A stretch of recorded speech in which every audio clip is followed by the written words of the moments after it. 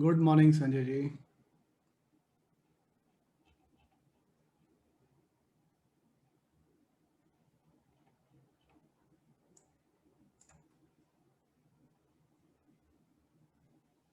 Just finishing couple of things and then we get started.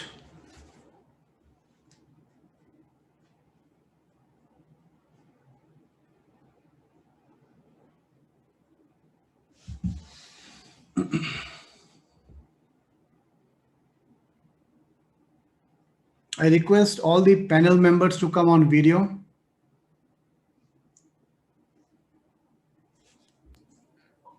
Thanks, Ben. Thanks, Anthony. Thanks, Ravi. Yeah, Manish ji, agenda will be on a very next slide that will be shared.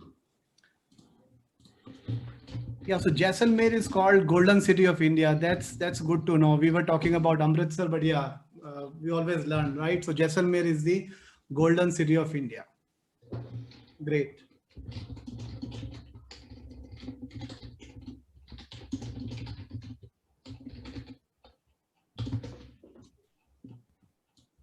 So it is 10 o'clock. Let's get started. I do not want those who joined on time to wait. So good morning, everyone. Formally, thanks a lot for spending your Saturday with us for this 4-hour long workshop. As you know, Elite CISO has been doing a lot of webinars and workshops from almost 1.5 years now since the pandemic started in India and the lockdown was imposed.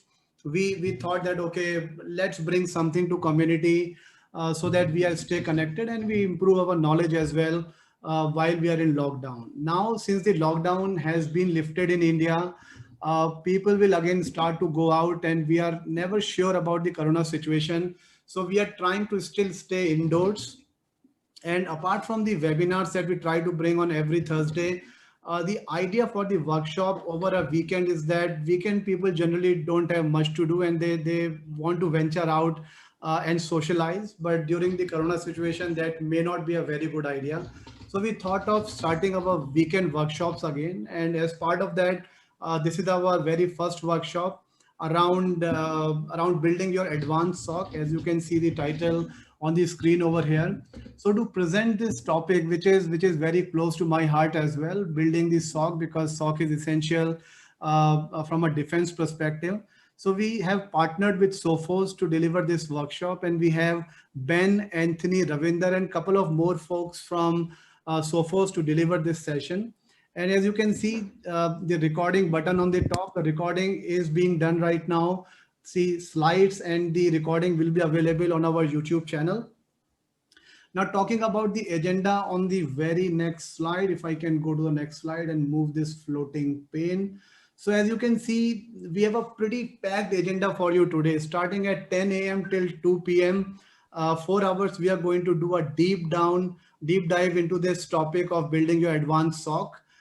This is the most busy slide I could say I have put in up there because I don't like much text, but the topic is so vast. There are so many things to cover. So what I would do is I will invite each of the panel member who is going to speak about their topic to maybe share high level 30-second, 40-second, a minute overview of what they are going to cover when their turn comes up. So first one is Ben. So I will request Ben to share what he is going to cover in his session, and then Ben will transfer to Tanvir and move forward. Over to you, Ben. Thank you. So I'm going to be talking about the evolution and the current threat landscape. And it's great to start with this topic because it gives you the why. Why do you need to invest in security? Why do you need to work on security? And why do you need to continually improve? So we're going to start off today with the why and look at the current threats and trends that we're seeing in the threat landscape. And that way you can then have that front of mind when you start looking at some other solutions later on. Perfect. Sounds good. Hi everyone, morning. It's Tanvir, and today I'll be wearing a black hoodie of a hacker and would show you some eye openers of what the hackers can do in an hour when they are in your network. So some interesting stuff coming up. So Tanvir, Thanks. Your voice is little feeble at my end. When your turn comes up, maybe you can check in between. Sure, sure. No problem. Perfect. Yeah, so Ben and Tanveer will take us to 10:45 a.m. and then we will take about 15 minutes break and then we will go to Ravi. Yeah, Ravi. Yep. So Ravi, this side from Science Engineering Department, and today I'll be talking about moving beyond tools. Now we all know tools are important, but then if you have best of breed tools and which are giving you best logs and alerts, but if no one is looking at them, it's of no use, honestly speaking. And then I'll top up it with incident response plan, what common mistake people make while dealing with incident response, and what steps they should be considering as a plan to respond to a particular incident. Wonderful, wonderful. Thanks, Ravi. And after Ravi, we will go to Anthony, who is joining us from a beautiful city where the waffles are most famous. So waffles, beer, and chocolate. Can you guess that city first, guys?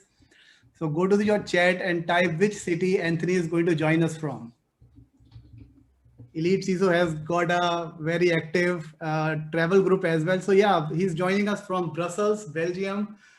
Great place to visit. I've been there a couple of times. Amazing city. So yeah, over to you, Anthony.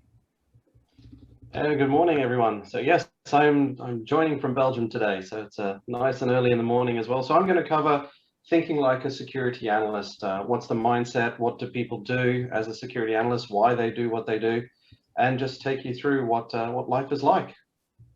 Perfect, perfect. So once Anthony takes us through what the life is, we will go to Sai and Ravi to understand a little bit more about it. So what you got in store, Sai and Ravi? Hey, morning. So I'll be taking you to a small demo on what asynchronous security is all about and how we're gonna pull some threats from the XDR component. So I'm gonna just show you a small demo on that front. Yep. And followed by me, it will be a small walkthrough on what we call as a virtual SOC today, a platform on which multiple products can be managed, because this pandemic has moved in-house SOC to a virtual SOC. We all experience that because people want to access the console from anywhere. And that is what I'm going to do at the last, just going through a walkthrough of an UI, which we call it as a Sophos center. Perfect, a short walkthrough rather.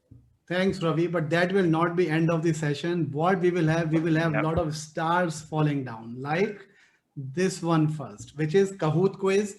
So guys, take very good notes. We are going to have a Kahoot quiz and we will pick 3 winners, right? 3 winners will get a nice foot massager. And why you will get a foot massager, we will talk about that as well. And then after Kahoot, we will have our legacy Wheel of Fortune. We run it every time in every webinar, in every workshop. So the first 100 people who registered for this workshop will be part of this raffle. And we will pick one lucky winner.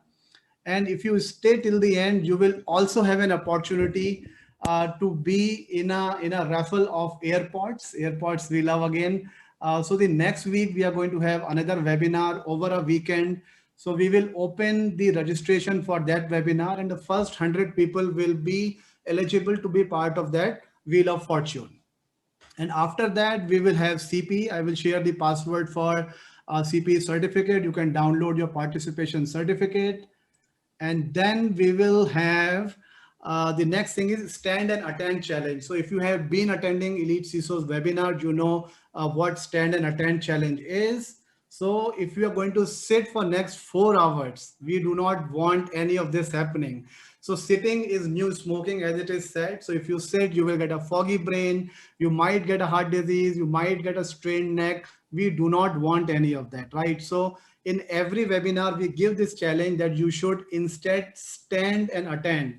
If you stand, maybe not for entire 4 hours, maybe for 30 minutes or an hour, as per your capacity, you will have better posture, you will think sharper, your heart will be much healthier as compared to while you're sitting. So I give this challenge to you guys to stand and attend. How many of you guys are taking this challenge? Go to the chat and type yes. So let me see. A lot of people are saying yo. Alok Malik is the first one because he missed our yoga session today. So Elite CISO has got a very active yoga group, 6:30 to 7:30. We do yoga every day. And today was the leg day, right? So we put a lot of focus on leg exercise and my legs are still shaking, but still I'm going to stand for at least 1 hour during this 4-hour workshop. So good to see a lot of people are taking this challenge. Wonderful, guys. Wonderful. With this, I think one more thing I wanted to mention. So the giveaway, as I mentioned about the foot massager, I don't have on this one. Sorry. I think I did not save my slide, Mehul bhai, but it's a very good foot massager. I will show at the end what we are going to give away. Okay. With this, let me transfer it over to Ben to run the session. Over to you, Ben. Thank you. Thank you so much. I wish I had have known that you were going to do a yoga session this morning. I'm an avid cyclist and would have loved to have joined in and put some effort into my legs this morning. So wonderful. Fantastic. Well, firstly, thank you for listening to me today. I'm Ben Verschaeren. I'm part of the Global Solutions Engineering team at Sophos. And you can probably tell by the funny way that I talk that I am from Australia. So I'm from Melbourne. In Victoria. So today I'm going to talk you through the threat landscape. But firstly, to give you a bit of background on me, who am I? What do I do? Or what am I talking to you about today? Well, I like to think of myself as a combination of the great Prabhu Deva, I absolutely love him, and a hacker man. So, you grab, a little bit of glamour, a little bit of glitz, someone that likes to have a lot of fun, though I am a terrible dancer in comparison. And then you grab the nerdy hacker, you merge the two together, and then you've got me. So that's how I perceive myself, and hopefully you see the same thing. Just so you know, I've got multiple screens here, 4 screens in fact. I am actively monitoring the Q&A, so if you do want to ask me any questions while I'm presenting, it is open and ready for you to ask me any questions. But from a technical perspective, who am I? I specialize in penetration testing and offensive security. I'm currently doing my OSCP and do freelance penetration testing. At Sophos, I've got a bit of a license to kill. I'm given the ability to do research, do development. I lead a team out of Ahmedabad and a team out of Philippines that focuses on pre-sales. And I'm currently building a skunkwork development team as well to work on internal tooling to properly demonstrate our products from an offensive capability standpoint. So like I said, I've got a license to kill. I cover a broad spectrum and absolutely love everything about cybersecurity. So that's my background. And with that, let's lead into what I'm going to talk about today, which is the threat landscape. And let's begin by talking about this evolution of the threat landscape. And the threat landscape is constantly evolving, and that's a given. I remember when I first started at Sophos 6 years ago, ransomware was kind of just coming about. We were learning about it. We were hearing of the odd case of ransomware, and it was mostly consumer-based. And ransomware has drastically changed since then, and we're going to talk about that in great detail today. But I remember one of my first presentations that I ever did on ransomware, I was talking about a crew called Locky. And this was probably 5 years ago now, maybe 4 years ago. And we couldn't believe it because in 6 months, we estimated that they made something like $50 million. And we thought it was pretty impressive because this group, Locky, had a customer service line that you could call. They would help you buy Bitcoins and restore your files. And they were only asking ransoms of, anywhere from about 500 USD to 1,000 USD. And it was very much consumer based. It was designed to infect a home computer or your grandparents' computer and, lock you out of all of your files, especially photos. And that was the whole objective, to target consumers. We've even seen some samples like popcorn time ransomware. And I personally love this type of ransomware purely because of the genius behind it. But the whole idea behind popcorn time ransomware was that if you got infected and you didn't want to pay the ransom, you could forward an affiliate link to your friends and family. And once they got infected, you got your files back for free. But now we've shifted to having active adversaries in the network. And what that is really, when it comes to building defenses, instead of worrying about code versus code, we're now having to focus on humans versus code. So when it comes to us developing, and you're going to hear from Anthony shortly, and he's part of our product management group. He knows exactly the challenges that we're seeing, because what we do is we look at the tools, the tactics and procedures that cyber criminals are utilizing now to actively attack a network, and we're not looking at malware. Malware is easy to detect, and Anthony's probably shaking like, Ben, don't say that, but it's the honest truth.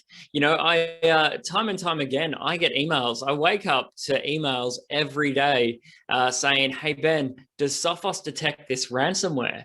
And the answer is generally, yes, we do. Either via our machine learning engines or our deep learning engines or our engine called CryptoGuard. Some of it's just from more traditional stuff like heuristics or behavioral engines.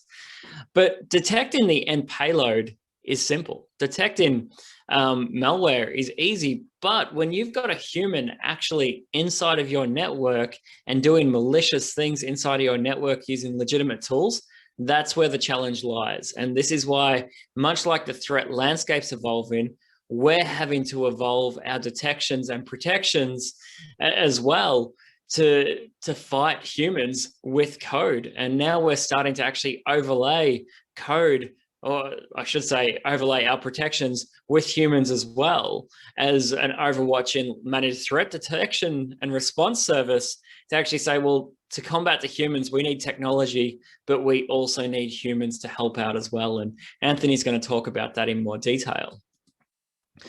So with that in mind, if we look at the anatomy of a modern cyber attack, and there's a lot of big names on the list today, so I think it's relevant to everybody on the call, but just for some context, we've seen this exact attack that I'm about to talk through happen in small businesses. I'm talking 20 user accounting firms in the middle of nowhere, all the way up to huge enterprise. So this is almost a one size fits all template on how a modern cyber attack transpires. So let's talk through it. We're going to deep dive on some of these topics in a moment as well. So firstly, it starts with the infiltration. Now, how does the infiltration happen? Also known as the beachhead, some call it the breachhead, but where's that point of infiltration into the network? Well, it's not going to be a shock that in 2021, spam email is still horrendously effective. It is a great way for cyber criminals to attack a network. But of course, there's still publicly exposed servers, and we see this time and time again. Funnily enough, when it comes to publicly exposed servers, is when COVID hit, we saw a lot more services actively put out onto the internet. So tools like the remote desktop protocol, people are like, well, we can't go into our office. How are we going to give people quick access into our network?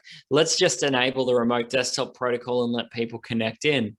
And that opened a huge amount of security vulnerabilities, I'll say, for that particular network, because you've pretty much just opened the gates into your organization. So publicly exposed servers is something that you need to focus on. And we'll talk about that right at the end on some remediations here.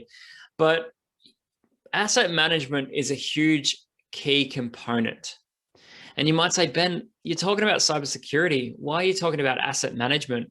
And what I want you to do is quickly, before you talk to your IT teams, your CISOs, your IT managers, your high-level executives and managers in your organizations, what I want you to do is note down everything that you've got publicly exposed when you get off this webinar today. So say, okay, well, I think this is everything that we need to protect externally from our organization. Then what I want you to do is go to your IT operations team and say, can you tell me everything that is publicly exposed?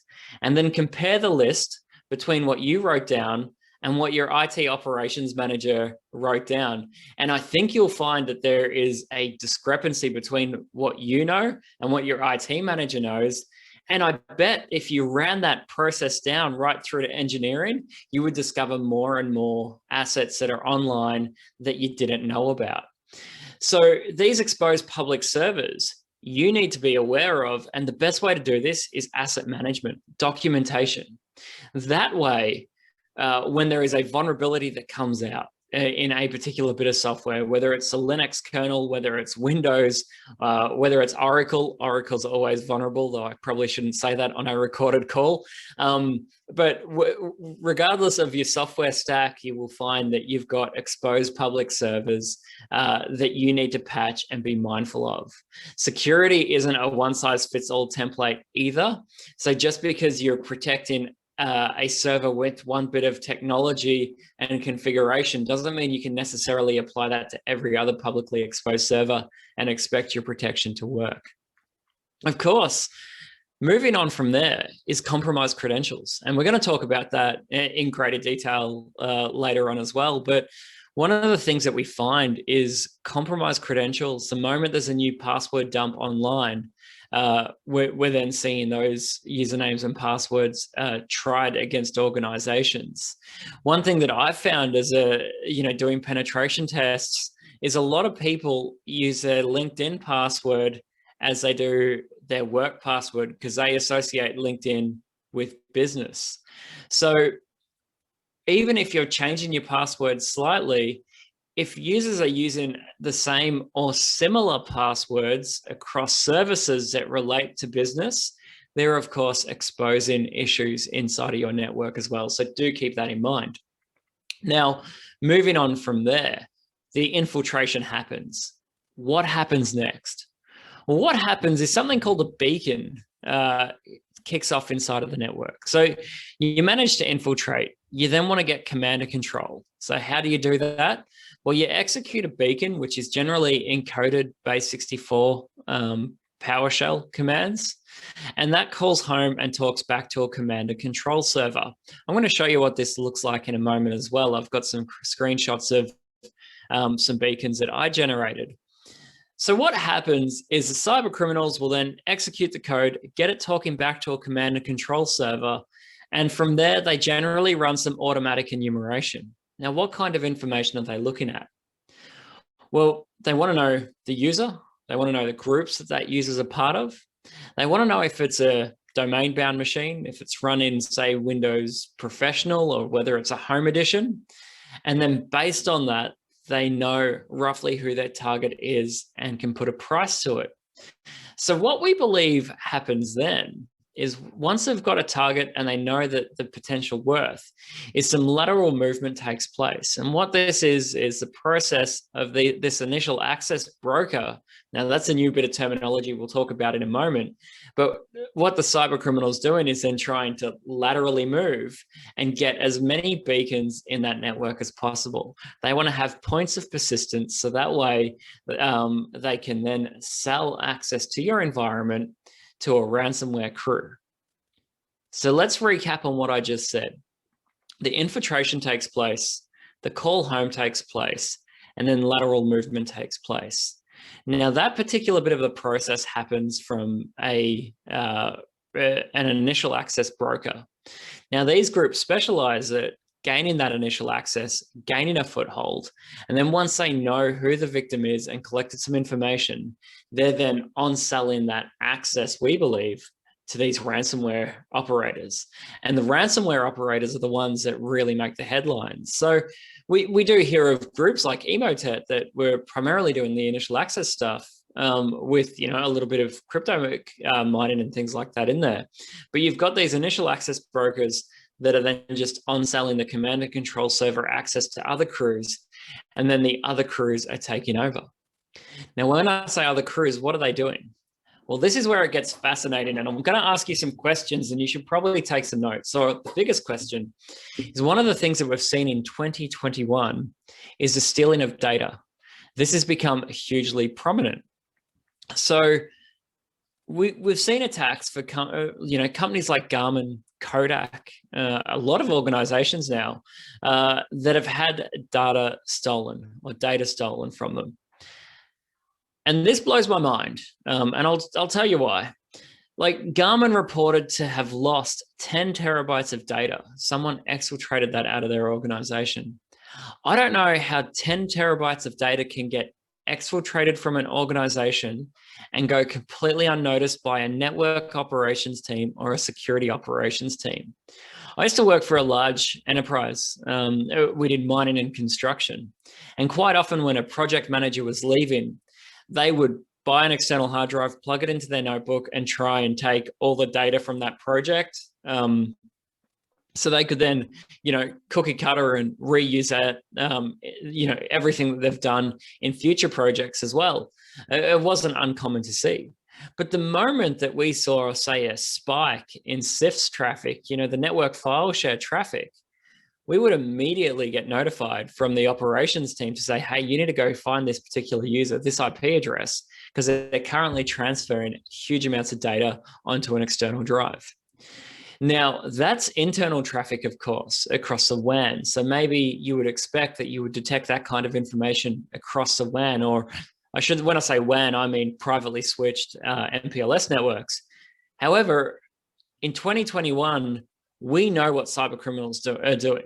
They're primarily stealing data first and then encrypting your data afterwards.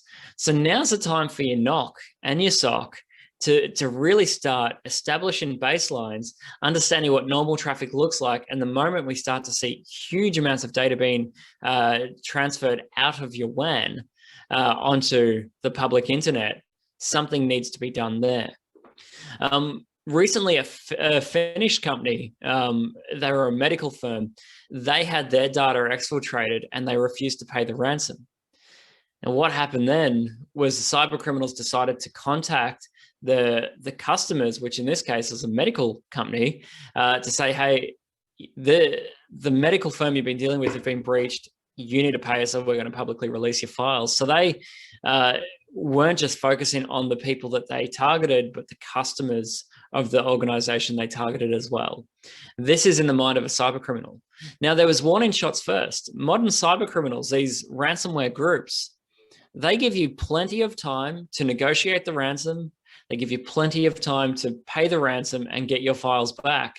But the thing is, you can't get stolen data back. It's always going to be out there on the internet. They might say, hey, we deleted it, we're not going to release it, but who knows what's going to happen long term. So we need to really start thinking about how your NOC and SOC are going to detect stolen data. And of course, you've got the actions and objective, which I covered. And this is actually installing and running the ransomware. And this is something we're seeing time and time again. Now, generally, by the time the cyber criminals are getting to the point of running and installing that ransomware, it's too late. They've generally deleted your backups. They've generally found a way to log into your antivirus console and disable your antivirus. So by the time it gets to this ransomware stage, quite often your network is in pretty bad shape. Now, I've just had a question come through from, I hope I say this correct, Shashil. And he said, are organizations really getting complete data by paying the ransom? The answer to that is generally yes. It's very rare now to see a ransomware crew opt not to give you your decryption keys. But here's something you need to think about, because I know some organizations that have thought, I'm just going to pay the ransom, get my files back and go back to business as usual. That doesn't happen, because quite often the decryptors that they give you are slow.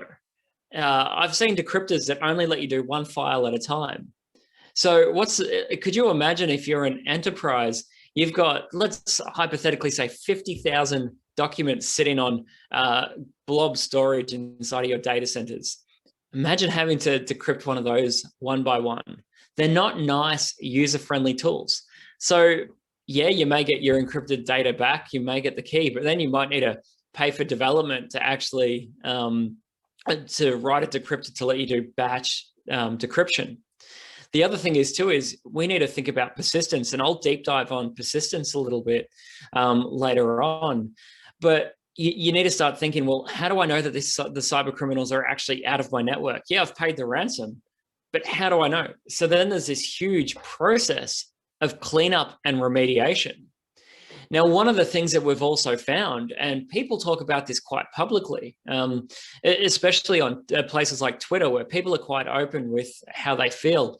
And the turnover for IT staff is quite high after a cyber attack as well, because they often feel like they've been thrown under the bus, as we say, or that management haven't supported them enough. It's a hugely stressful time in an IT person's life to deal with a cyber attack, especially a ransomware attack. So you might pay that ransom, but then you need to clean your network. You need to make sure your staff aren't burning out in the process, because quite often it's just one thing after another. Because the other thing that most management teams do after a cyber attack is to say, okay, well, how did they get in? The moment our network is clean, we need to make sure it never happens again. And that way the backlog of projects to secure the network increases exponentially. So the anatomy of a 2021 cyber attack is huge. It's, like I said earlier, it's no longer just, do you detect this payload? It's like, do you detect this human that's using tools like PowerShell and WMIC and other native Windows tools that are not actually malicious for malicious purposes? How are you going to detect that? How are you going to deal with that? So hopefully that gives you a good high-level understanding of a modern cyber attack. What's insane though is cyber criminals. I love this. I won't talk through the whole conversation, but like the cyber criminals consider themselves professionals like you and I. And this is crazy. Like, read this on the left-hand side.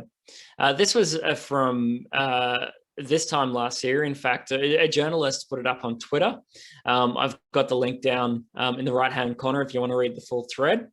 But I love this. It's like, the boss said that if we process a payment and close the deal in the next 24 hours, then we agree for 4.5 million. So that they're actually negotiating the ransom here. And it sounds like a desperate sales rep in a way to say, well, hey, if you can pay me in the next 24 hours, yeah, I'll do you this sweet deal to give you your files back. We guarantee that after the payment will be received on our Bitcoin wallet, we'll provide you the decryption software and delete all data from our servers. But then, yeah, there's this comment over on the right-hand side to say, we are businessmen just like you. So, you know, they're really trying to instill confidence to say, hey, don't worry, we are professionals, which I find just fascinating. What's even better is the fact that they've put together a list of recommendations so this doesn't happen again in the future. And I must say, like, it's fascinating. You know, they're saying install endpoint detection and response, EDR, and teach the IT admin to work with it, which is a huge point. It's amazing looking at our telemetry for, say, EDR and realizing that not every customer that buys EDR is proactively using EDR. If you don't know what EDR is, hopefully you do, but I believe Anthony's going to cover off on that at some point. And there's even a note here to say, for huge companies, we suggest at least 3 system administrators working 24 hours, maximum 4 admins working 3 shifts, 8 hours per day. That would be enough. Now, you know what's fascinating is I said earlier that I do freelance penetration testing on occasions, especially for like not-for-profits. And I quite often will write a report, and I know that if they come back to me in 6, maybe 12 months' time, a lot of those remediations that I've suggested won't be done. But if a cyber criminal is doing an unsanctioned penetration test, you've just paid them $4.5 million ransom, and they give you a list of things to say, hey, go and implement this. Will you do it? And most people will, which makes me ask the question, should I charge more for penetration testing? Or what's the most effective way to test your security controls? A catastrophic cybersecurity event like this, like a ransomware attack, or something like a penetration test, or, you know, a threat simulation? So I find this incredibly fascinating, just to see the level of effort that they're putting in to the attack, the notes that they're taking when they do the attack to help you out. The good news is, though, is time is on your side. And this is actually taken from one of our Naked Security articles. And we note here that generally the attackers are in the network at least 3 days prior to the attack beginning. within about 48 hours of the initial compromise, you'll see some general telemetry about, potentially unwanted applications running. And that's tools like PSExec that aren't necessarily malicious or aren't malicious at all. They're system administration tools that we don't block unless you ask us to, but we'll notify you to say, hey, we believe this is a potentially unwanted application in your network. You should go and investigate it and have a look. Now, most people ignore those kind of signals, but you can't in 2021. If you hear of a PUA run-in, you should definitely be telling your team to investigate, to say, well, why did this user run this particular tool that is potentially unwanted or malicious?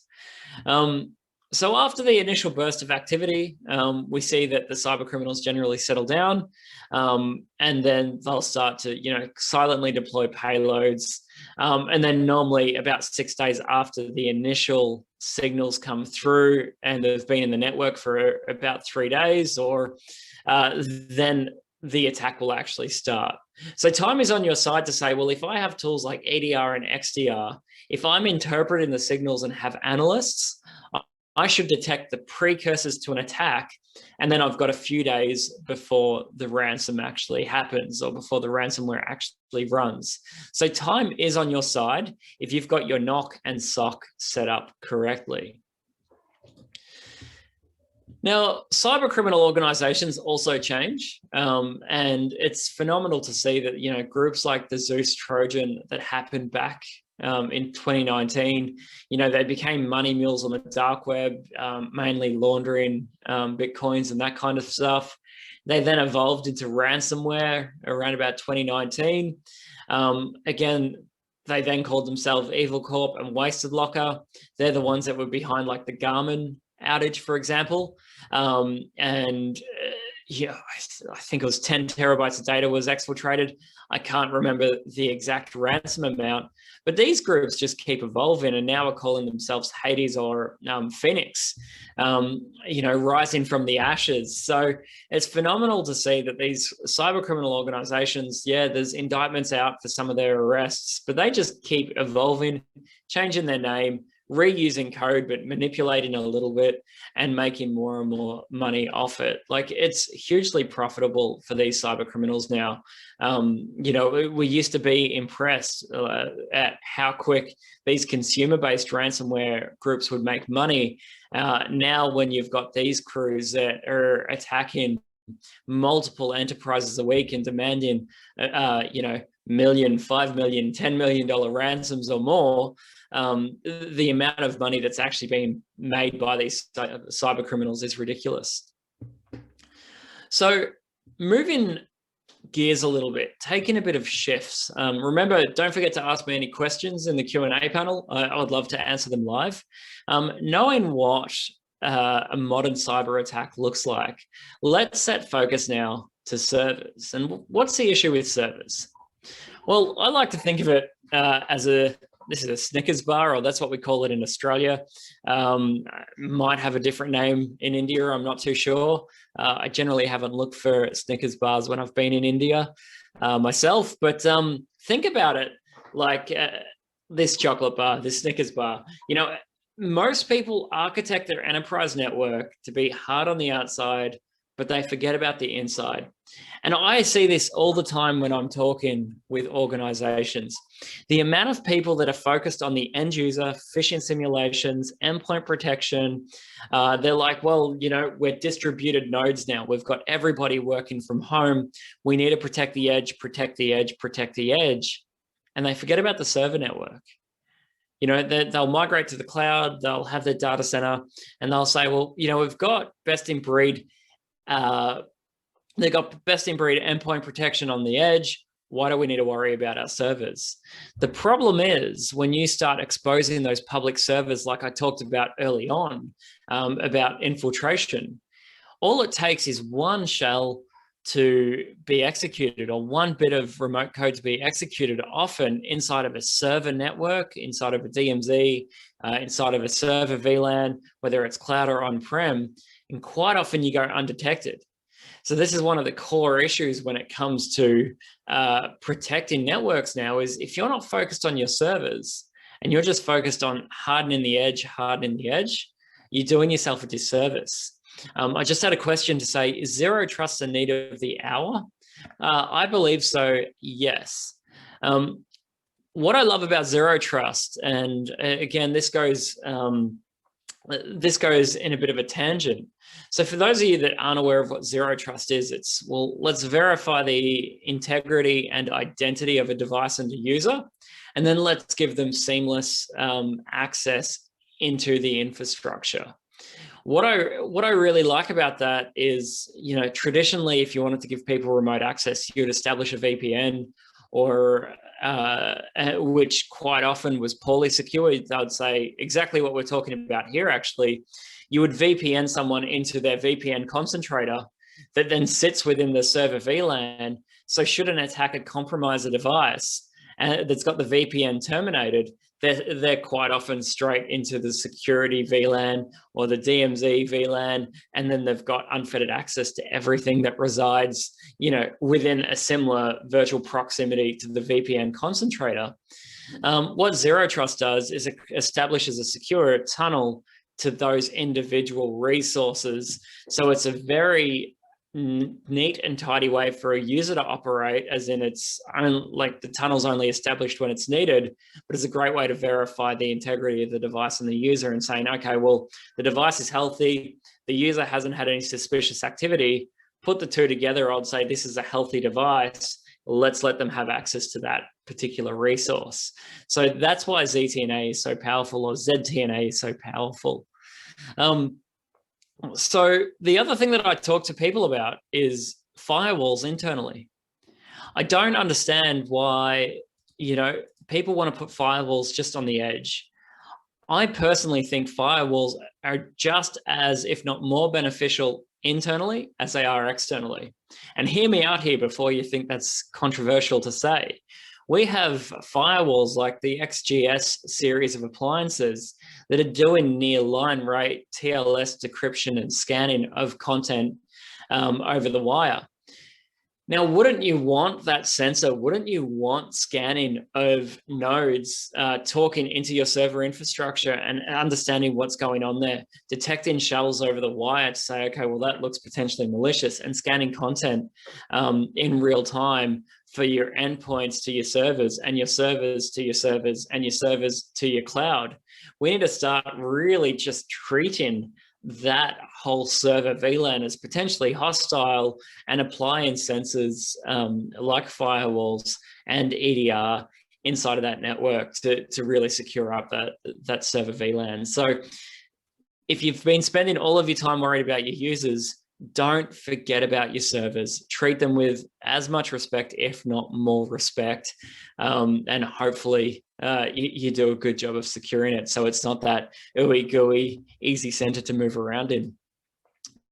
And let's talk about cloud computing. I can't talk about the threat landscape and cybersecurity without now having a bit of a rant into cloud security. My time is quickly running out, so let's continue on.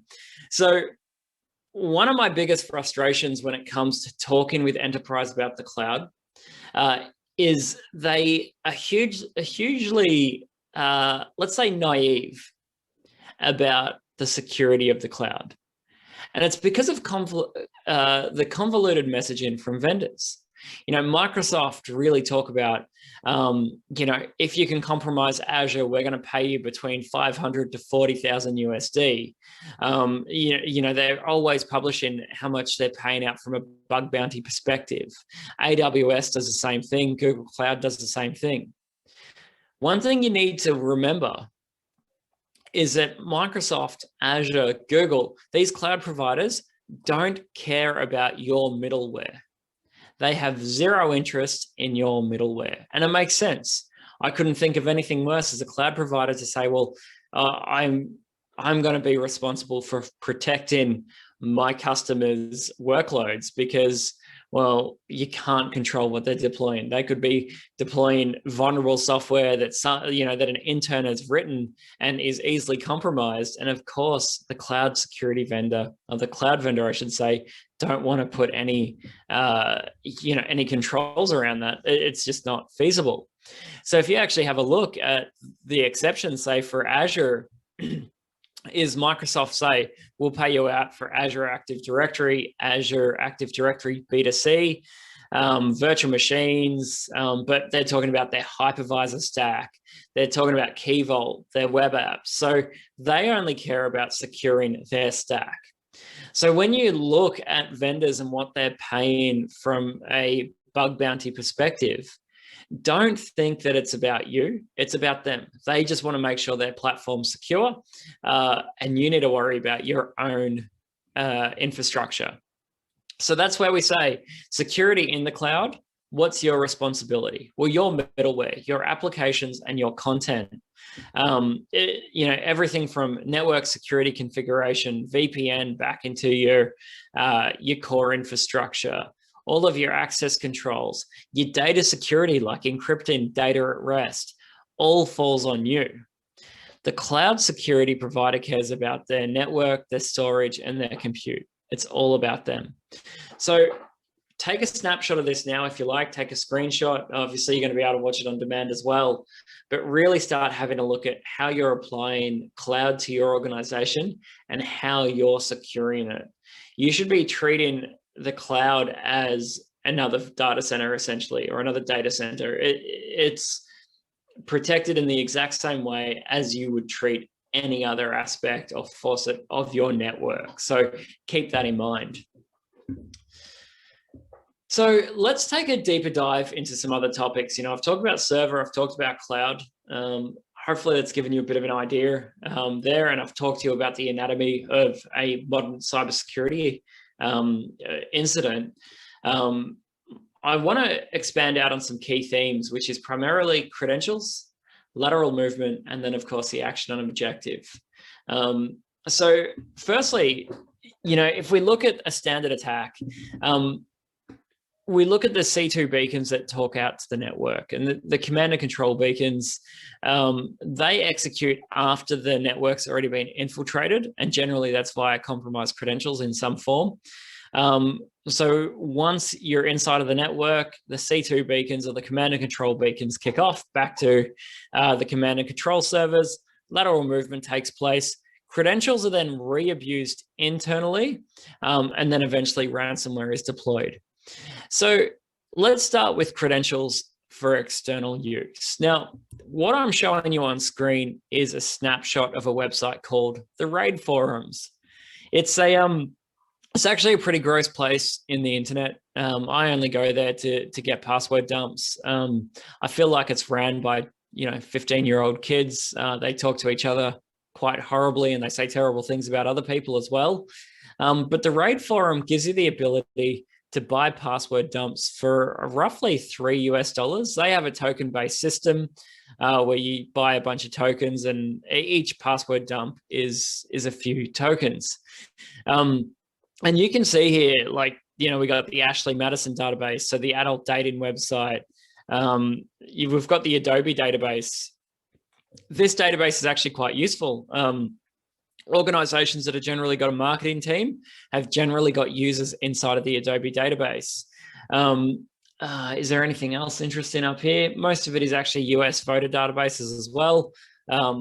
So you can go online and you can buy credentials. And once you've got credentials, you can then apply things like mutation to those credentials. You can say, okay, well, I'm going to just start spraying these organizations with these credentials that I found. I've done a search for Sophos. I found a bunch of Sophos staff members. Let's hope that they just give me unfettered access to their network by reusing some credentials. Now, if domains aren't actually in, or if victims aren't in the dumps, the other way, and this is no surprise, the other way that attacks are originating now is, of course, via phishing. Now, phishing has got multiple faces and multiple techniques, I should say. We've got phishing from the traditional stance of, can you please open this attachment? We've even seen cyber criminals now add instructions to enable and run macros. That was really common, especially with Emotet. They love sending through a macro-enabled Word document. And in the email body, they'll say, oh, this is going to report that it's got active content. Don't worry, that's normal. Just click enable content and allow all, and then it will allow the macro to run. And a lot of people followed the instructions to get malware to execute in their network. But the other thing that we're seeing, of course, is phishing and credential harvesting. And people are doing a great job now of getting the Microsoft emails and saying, hey, if you don't log in via webmail, bad things are going to have your account. Click here to resolve the issue. Much love, the Microsoft security team. Users are then entering their credentials into a cloned Microsoft website.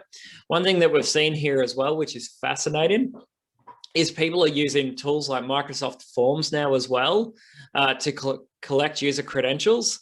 And that's done because it looks like a Microsoft domain, because you go into SharePoint, star.sharepoint.com, which is hosting a web form that looks like an Office 365 login page. People are entering their credentials, and then from there, they're sacrificing access to the account. So credential abuse is very common, either purchased or via a phish. Now, what can you do with a set of compromised external credentials? You might say, oh, well, who cares? What happens if they've got it? I don't have Microsoft Remote Desktop enabled. What damage can they actually do? And it's a fair question. One of the things that we've seen, and again, if we go back to Emotet, is one of the things that was fascinating with the Emotet malware is it was actually looking for email threads automatically, and it was trying to find email threads that had more than 2 people on the email thread. And why is that? Well, because if you can find, say, a group email thread, you can then say, okay, well, this is a perfect email for me to reply all, attach a malicious document, and send a phish from this compromised user account. So think about that for a second. If you've got, you're an executive, you're a manager, and you've got your whole team on an email thread. So they're all sitting there in an email thread, and it's about a project. Someone manages to compromise your inbox. They reply all to that particular thread, and they say, hey, see attached Word document, or see attached Excel document with a Gantt chart for this particular project. Can you please all look at it immediately and get back to me in the next 4 hours with your comments?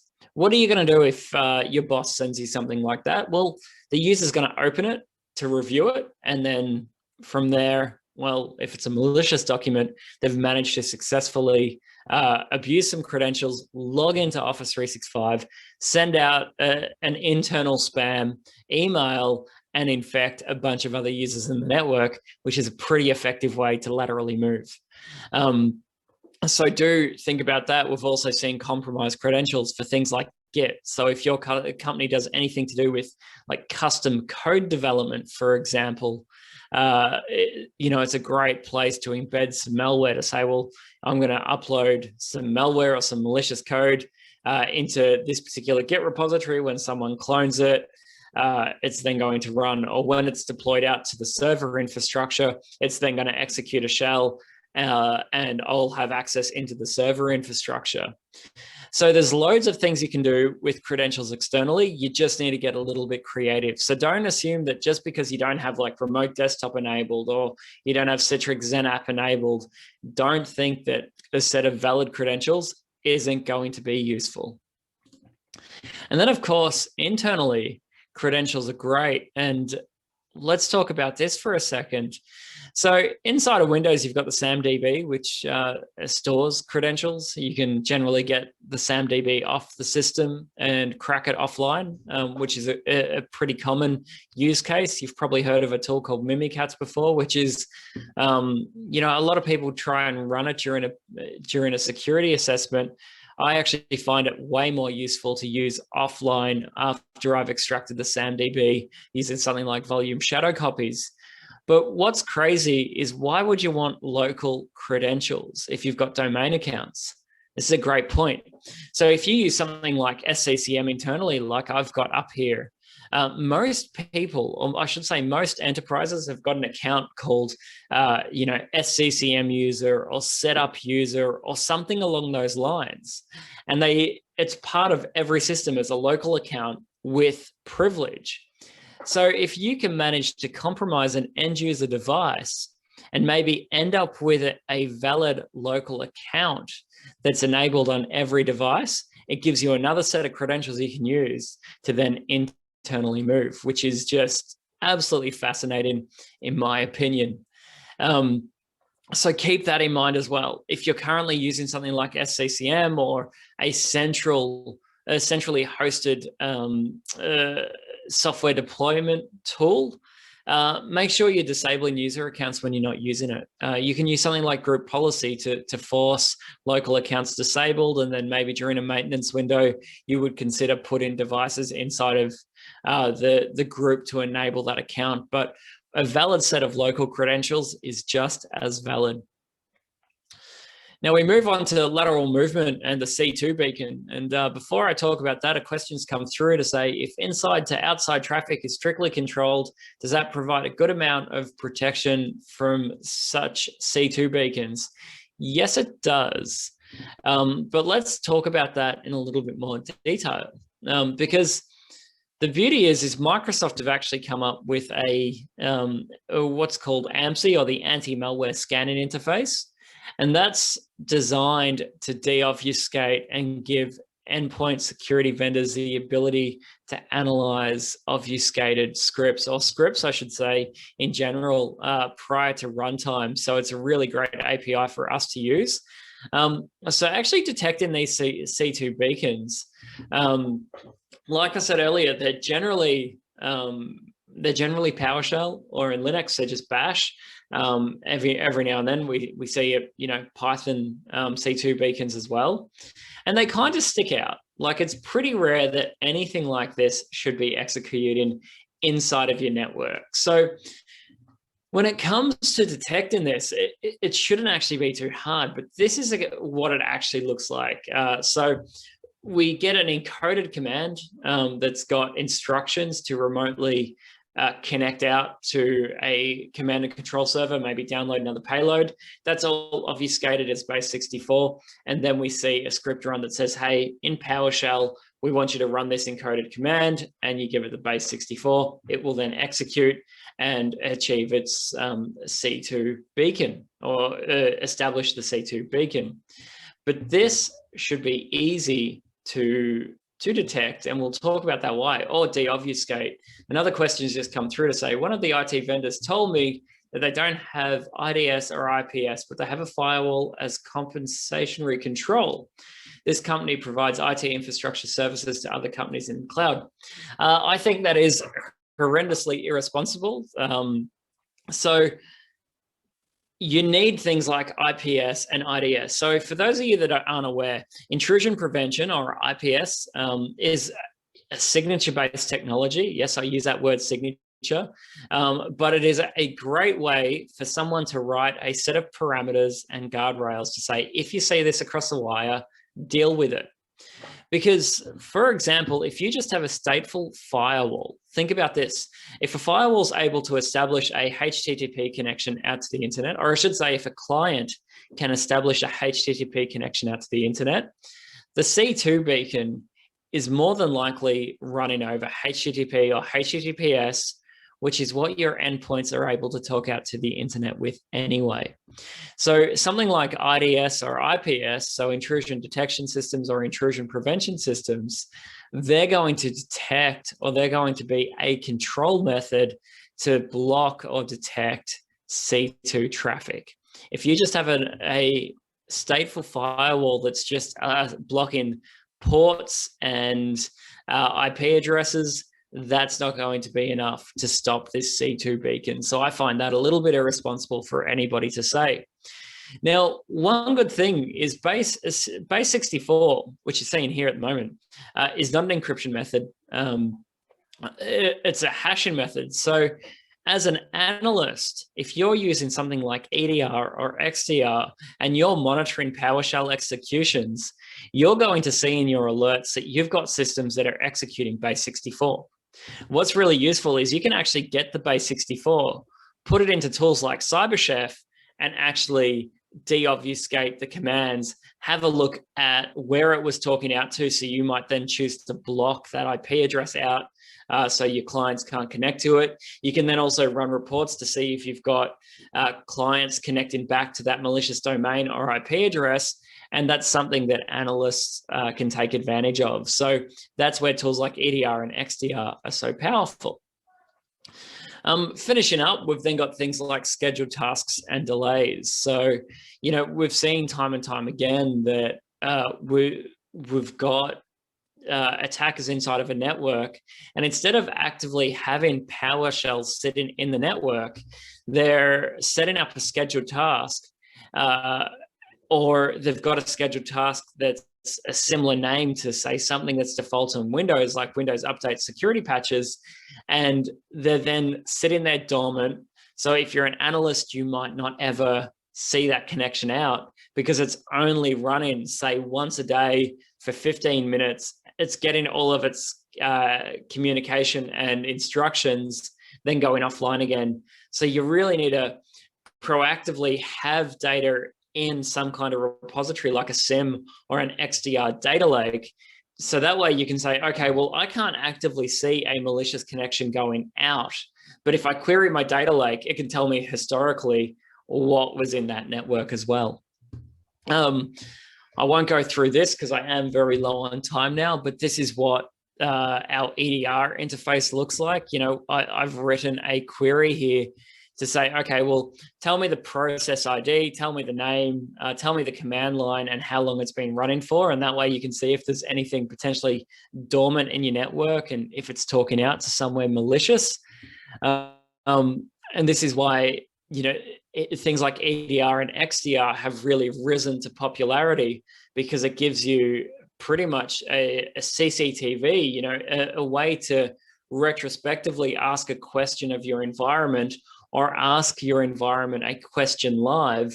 So that way you can establish if you're potentially compromised. So if we go back to what I was talking about earlier with the dwell time in the network, we typically see the attacker inside of your network for a few days after the initial sensor of like a potentially unwanted application runs.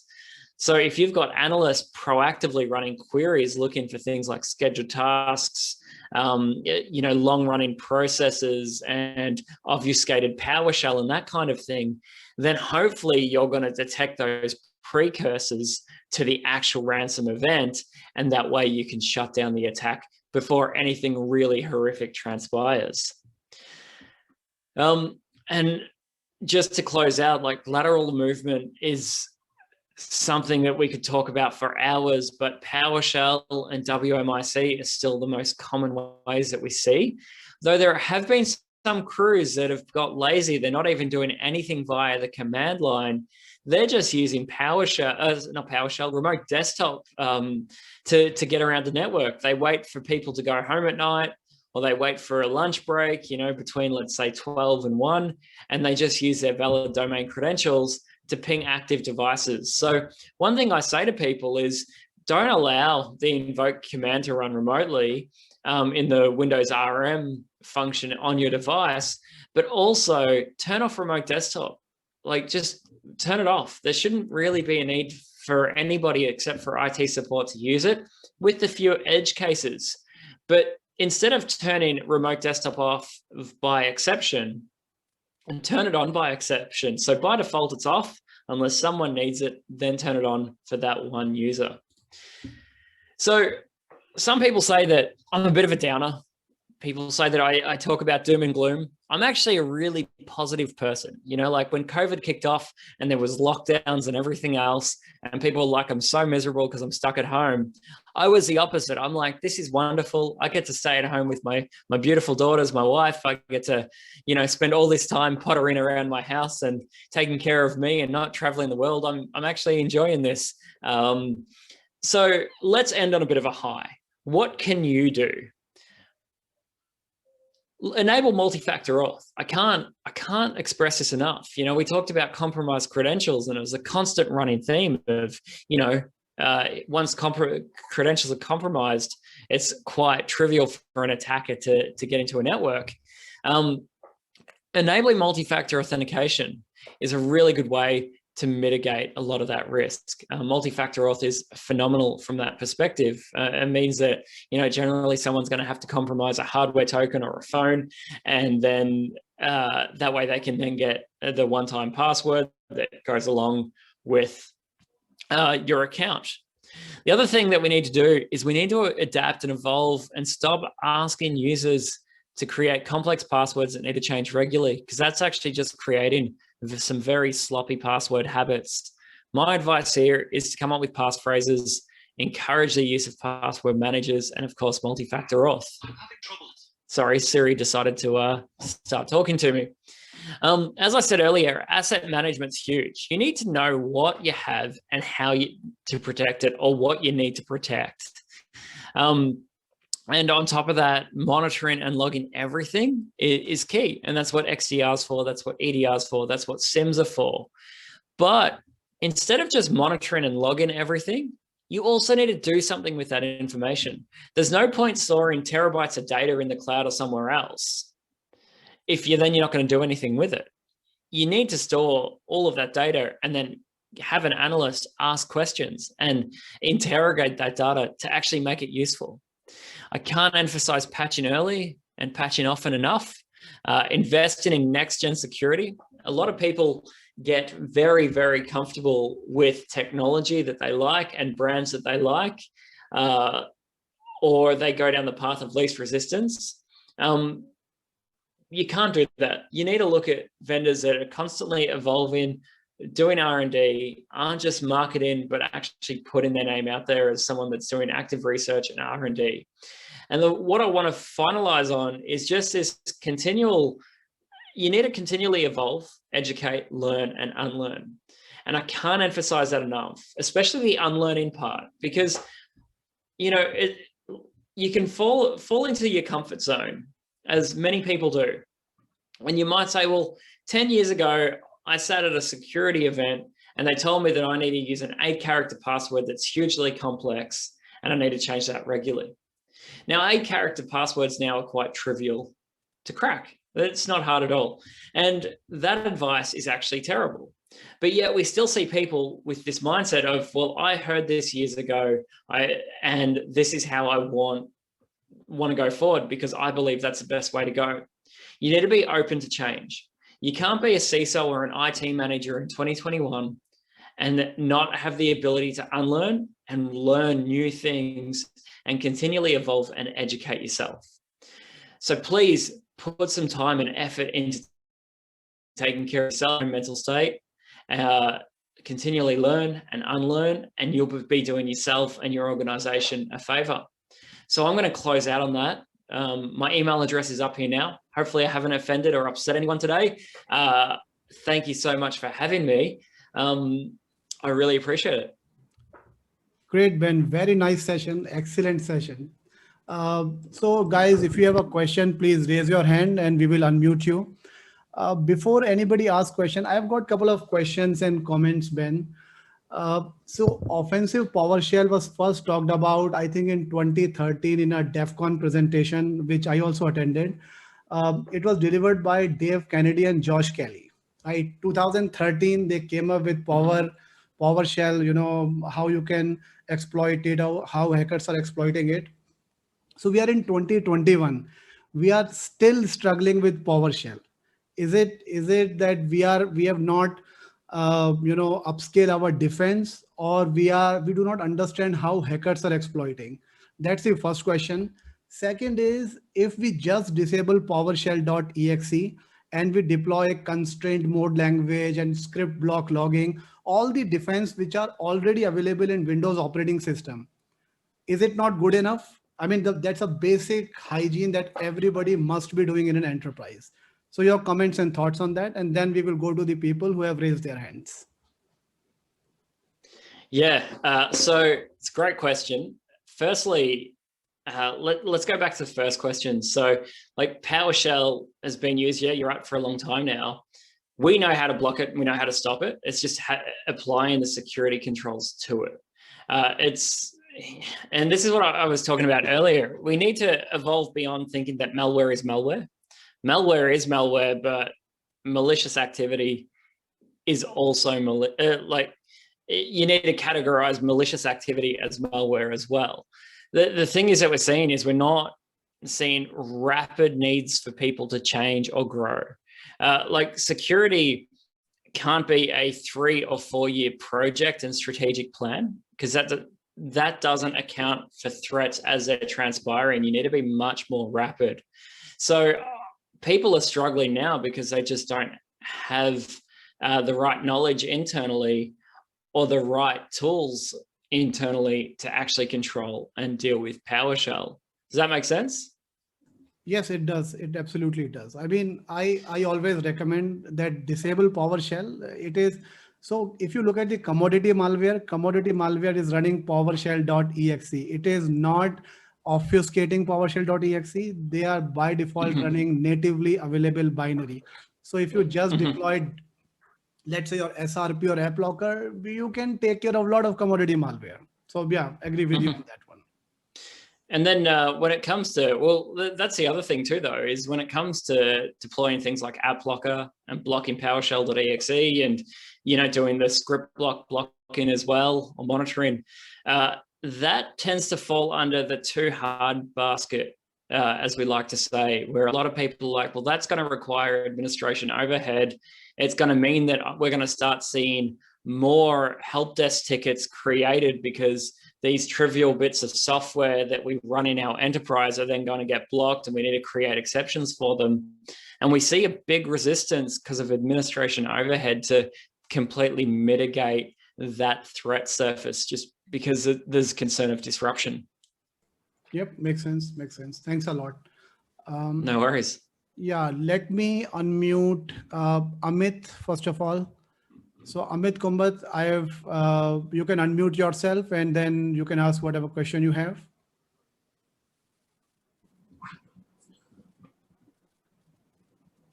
Yeah, hi. Can you hear me? Yes, we can hear you. Go Yes, ahead, we please. Can. Sorry. Go ahead, Amit.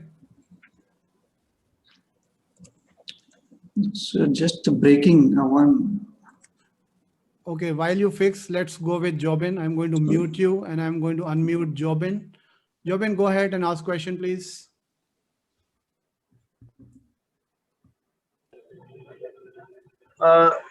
See, if you are, as you said, like, see, Windows has got its own deployment system.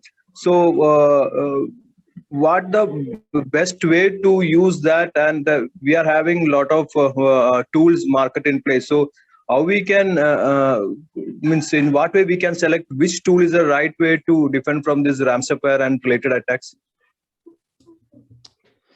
Great question. So Anthony Merry is going to talk more about tooling, like from a Sophos perspective, to mitigate those particular threats.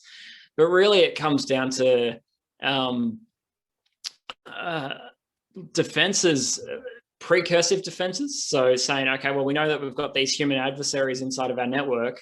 So login and monitoring and having analysts, having the skill set internally to identify when the sensor makes some noise, how are you going to deal with that particular threat? And then you've got the defensive controls once an active attacker's in your network and trying to execute something malicious. And like I said, like from our perspective, you know, we've got our anti-exploitation engine, our anti-ransomware engine, and our deep learning engine, which are very, very good and effective at actually stopping that malware from running. And I believe Anthony's going to talk to that a little bit more. Right. And in short, the best tool out there is Sophos EDR. Or okay. Intercept X from a protection standpoint.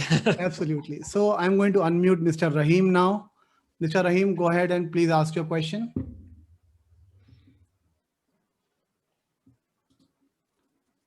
And you gotta be quick. Okay, moving to Mr. Sanjay Prasad now. Sanjay ji, please go ahead and ask your question. Yeah.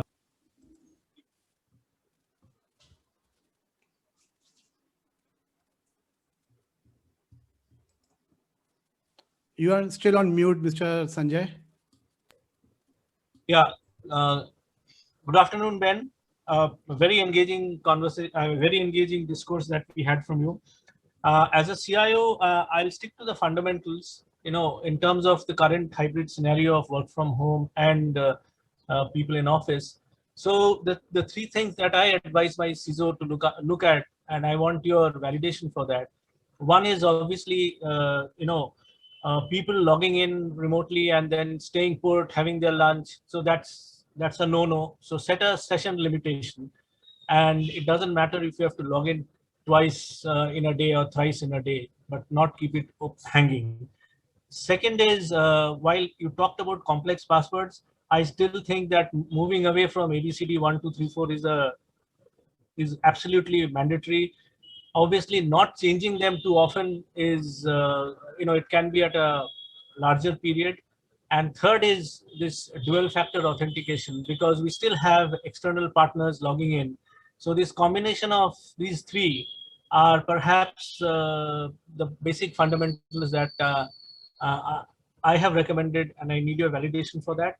Another added point is, you talked about 3 systems administrators, round the clock, which means the systems administrators, for their convenience, often have common passwords to be used, and which are fungible. So what is your advice on that aspect?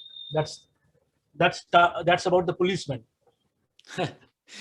So firstly, the 3 points that you covered off on, I will validate those and say they are good recommendations, especially from a password standpoint, moving away from ABC 1, 2, 3. I actually think you're better to mandate maybe a 20-character password, but you don't need to make sure that there's an uppercase, a lowercase, and a special character in there. Just encourage them to create something long, because you need to think about how hard it is, should credentials be compromised, how hard it would actually be to actually decrypt that particular password, should it ever appear on the public internet. From dealing with contractors, it's a tough one. I think what you're doing, or what you alluded to, is correct. Like, you really just need some security access controls around what they can get to as well. I mentioned earlier that, a lot of people are using, say, a VPN concentrator, but then once you're VPN'd in, they can access pretty much any particular system. And that's why having a firewall as a VPN concentrator, or having your VPN concentrator behind a firewall on its own subnet, so you can very tightly control that user identity and where they can go, is a really good way to make sure that credentials of a contractor aren't potentially abused against your organization as well. There was a third point that I've just forgotten. Can you remind me on that one? Yeah, the policeman fraternity, the systems administrators round the clock, they often tend to violate their own principles, have a common password so that they can fungibly use across themselves. What's the best way out? So it depends on the type of systems you're dealing with. I'm very much of the belief, and I've recommended it, and I see a lot of people recommend this now as well. But firstly, system administrators should not be logging in day to day with any form of privilege, but each of them should have a privileged account that they then use for administration purposes. But unless it's a legacy system that doesn't allow it, you should absolutely have everybody with their own set of credentials. Reason being is, if they're not, don't have a mailbox associated with their admin account, but if they're logging in with an admin account that's directly associated with their name, detecting anomalies and also applying accountability to what they've done in the system becomes much easier as well. So I wouldn't allow shared passwords to say log into an appliance. I would make sure you're using Radius or LDAP and tying that back to their own privileged user identity to avoid the shared credentials situation. Great, sounds good, Ben. One last question we can take, and then from Vikas Yadav. Hello. Go ahead, Vikas. Hi, Ben. Thanks a lot for an engaging presentation.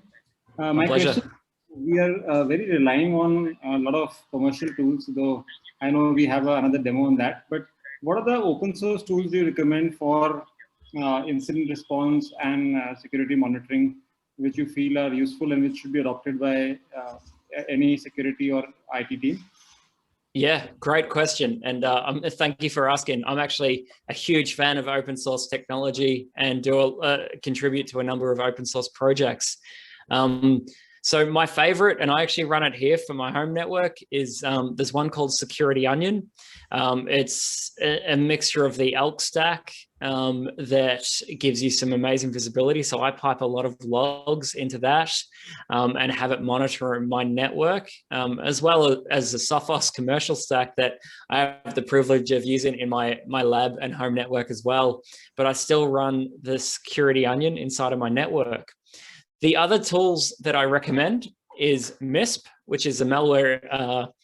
I can't remember what MISP stands for, but MISP. If you look up the MISP project, it's a really good way for administrators to collaborate on things, on observables in their network. So you can ingest third-party intelligence feeds, or you can create your own. So if you have an analyst that detects something, they can create a case in MISP, add the information to MISP, enrich that data and share it with every admin as well. So you can collaborate on what you're seeing in the network.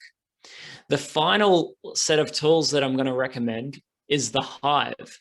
So the Hive is a security incident response platform, also known as SIRP, and it's also a SOAR platform, SOAR, which is orchestration, automation, and response.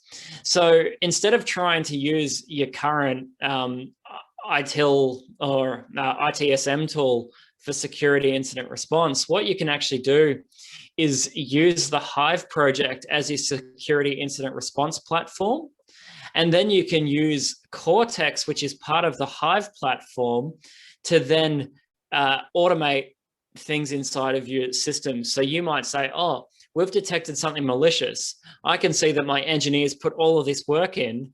I now want to make sure that's blocked on every firewall, and with a click of a button, you can automate it so it will then populate your firewalls with, with domains and IP addresses and hashes that you might want to block throughout your network. So 3 key projects there, just to recap. It was the Hive project, MISP, and what was the first one? Security Onion as well. And those are 3 very powerful tools that I would say any SOC or network operations team should look at implementing for their consumption. Thanks, Ben. Great question. No worries. So Mr. Rahim could not ask a question, so I'm going to unmute him. That would be the last question. So Mr. Rahim, go ahead and ask your question. Yeah, hi Ben. This was a very informative sessions that you have delivered to us. One of the question is basically in what to do. You have mentioned to invest on the next gen technologies. So can you just brief what type of technologies you are talking about for the next gen? Absolutely. So next gen really just refers to the evolution of the security stack. So and Anthony probably is busting to answer this as well. So make sure you ask Anthony the exact same question at the end of his session. And as a product manager, he'll give you a much better answer. But from my perspective, we look at the next generation stack as signatureless technology and adaptive technology. So from what we call our adaptive cybersecurity ecosystem is all of our products are sharing telemetry with each other in real time. They're automatically then able to make decisions and I should say intelligent decisions to help protect your network. And we do that via APIs. We use, our artificial intelligence team, or our data science team, I should say, to help complement that and to help make these decisions. So, we talk about next gen all the way from our endpoints to our firewalls to our data lake and our cloud management platform, Sophos Central. And that's what we mean by next generation technology. It's technology that's continually evolving and rapidly developed to adapt with modern threats. So, if you look at a traditional stateful firewall that's focused on ports and IP addresses, we would say, well, that's legacy technology. However, if you've got a firewall that can apply intelligence over the wire, does things like sandboxing when it sees unknown payloads being downloaded into the environment, and can apply protection based on applications and user identity and user risk, well, that's what we consider next generation. So it's all about this evolution of technology. And Sophos is a security vendor that's considered next generational based on the fact that we're continually rapidly developing and evolving our protection to accommodate modern threats, or I should say to block modern threats. Thank you.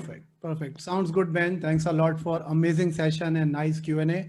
I think we are done with the Q&A time. There are still a couple of hands raised. Maybe you guys can put your question in a Q&A and we will respond back over the chat itself. Next, we have Tanveer going for Hackventure. So Tanveer, over to you. Yeah, hi, thanks, Vikas, and thanks, Ben, for setting up the platform for me. So I'm doing your stuff now. So usually you do this. I'll just share my screen. So hi, friends. Good morning. And this is Tanveer from Sophos. I am working as a zonal manager and I lead the sales engineering team here in India West region. So today we are going to speak about the Hackventure. So in the Hackventure, I'll take you to a short run through of an attacker's life. So as Ben really set the platform out for me on the attackers, how they think, how they put the platform up, how they do lateral movements on the network. So I'll show you the tools which the attacker usually use. Now to save time, I have kind of recorded it so that things go in hand and we don't mess up one time. So let's begin.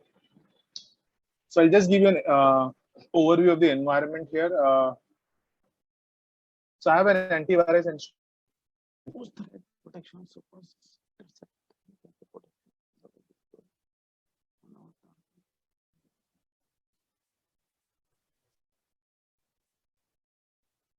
what we do. I could see questions coming in, how we can prevent the ransomware, as Ben said. I get questions coming in, and same here with us as well. We get customer calling us that if there is a new variant of ransomware, do we protect it? So I have that covered as well in this session, that we have a custom build tool which encrypts and how we protect it.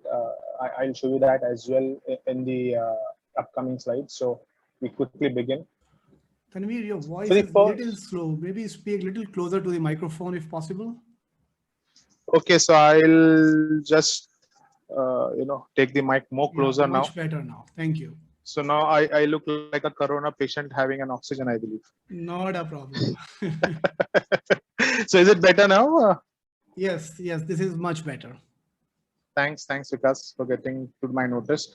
So as I said, the first thing for an attacker is reconnaissance, and that is what all the attackers tend to do. And here I'll quickly start. So I have a target set up in an organization. So take an example. If I am an attacker and I want to target an organization like the Widgets Inc. company, and I have started exploring the users on the social networking platform. So as you see here, I have started looking up for the online profiles. And if you remember, as Ben mentioned, these online profile, there are password leaks which happens, and we see that data breaches are happening across the industries based on platform as well.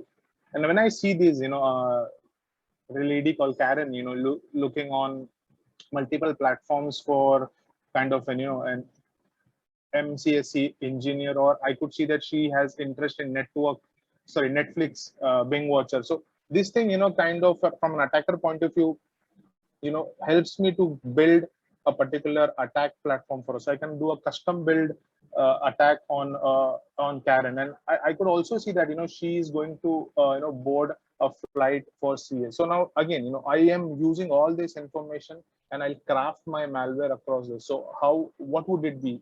Okay, so I'll quickly now share the terminal on, on how I did it to get the, email delivered to Karen, and, got her fished with that. So I'll just switch my screen now.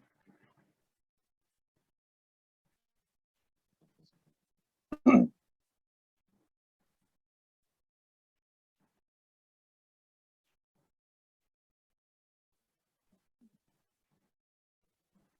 here we go. Just confirm me that are you able to see the screen now?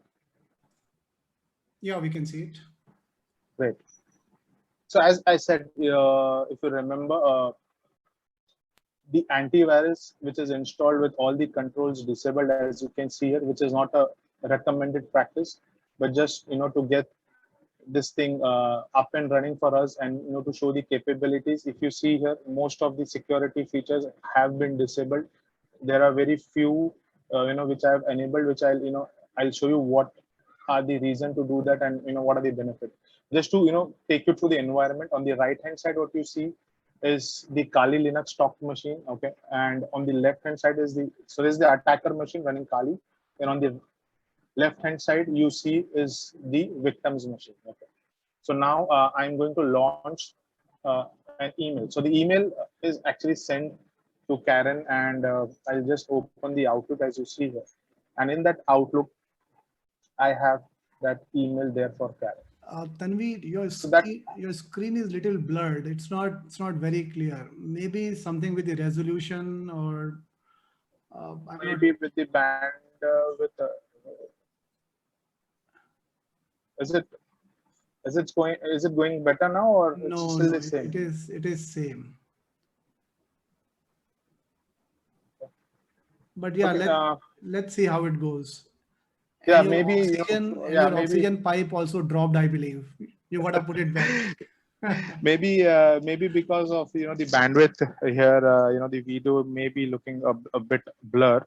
Yeah, maybe switch off your camera. I'll a suggestion coming in, and then we can sure. I'll just do that.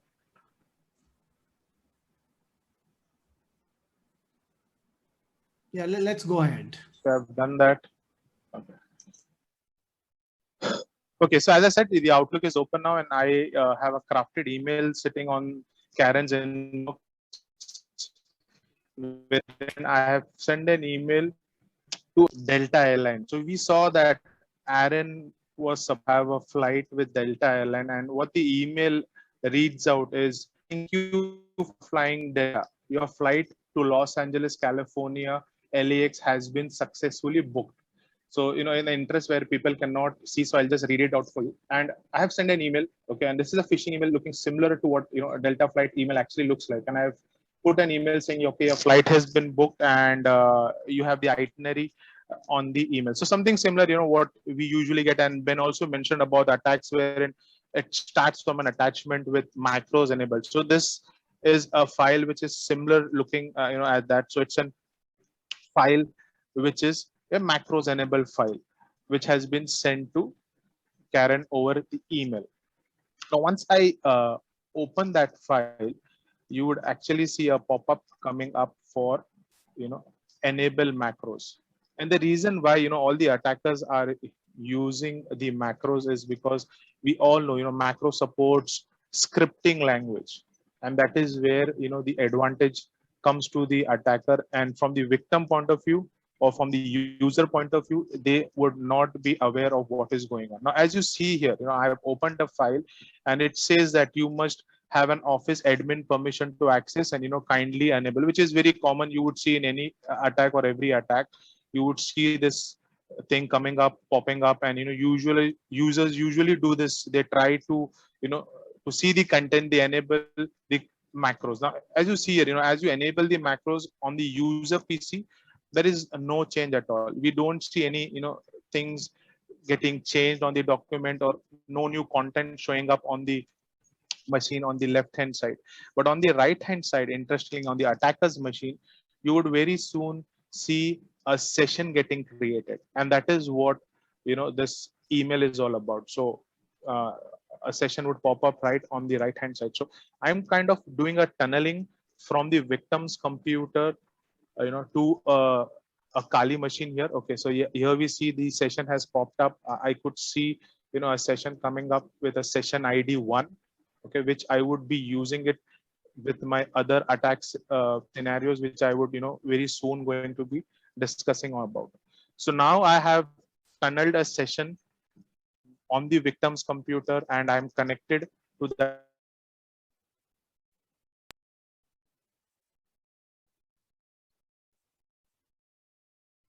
reconnaissance, just did some, profile mapping, understood what the user actually wanted and liked, and then I, send a crafted email where the user got trapped. So this is an idea of getting into an organization with a phishing email, and we could see that what phishing email, was able to do for me. So quickly switching screen and coming back to the presentation again. So now we are, on the session, we were able to get hold of Karen. So now we are in the network, we are connected to the host, but to move around, and as I could see, questions coming in, and as Ben mentioned that privilege is very important. So if I'm in the network, with the user or Karen's user permission, I would not be able to actually do anything. So I would require to escalate my privileges. So there were, few more things which were also planned, but in the interest of time, I had to cut down. So the other thing which I was planning to put was stage persistence. Okay, the stage persistence again is very important from the attacker point of view. So just escalating would not help. I want to be there in the network, until I kind of do any harm to the data, or some motive of my sessions or the attack which have been going on, should be met. So I would want to make my session persistent there. So there are certain tools in Kali called Shelter, which does that for me, wherein it'll kind of create a code cave application of a trusted application. So I'll take an application and ingest a code. So wherein whenever your user starts that particular application, it gets connected to the remote terminal of the hacker, of the attacker machine.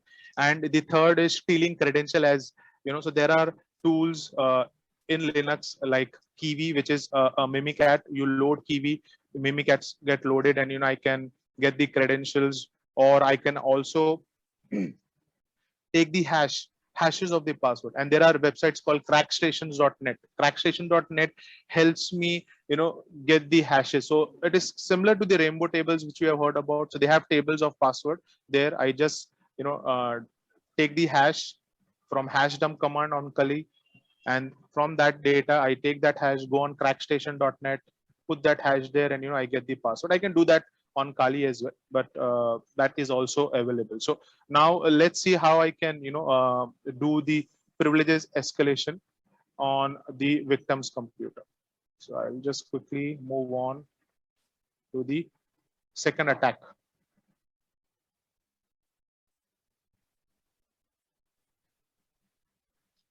So now, as I was in the computer, the mail was open. As you see here, when I actually type the command session on Metapreter console, I see the session, I see the IP address, I see the host name, username, I see all the information for that particular computer.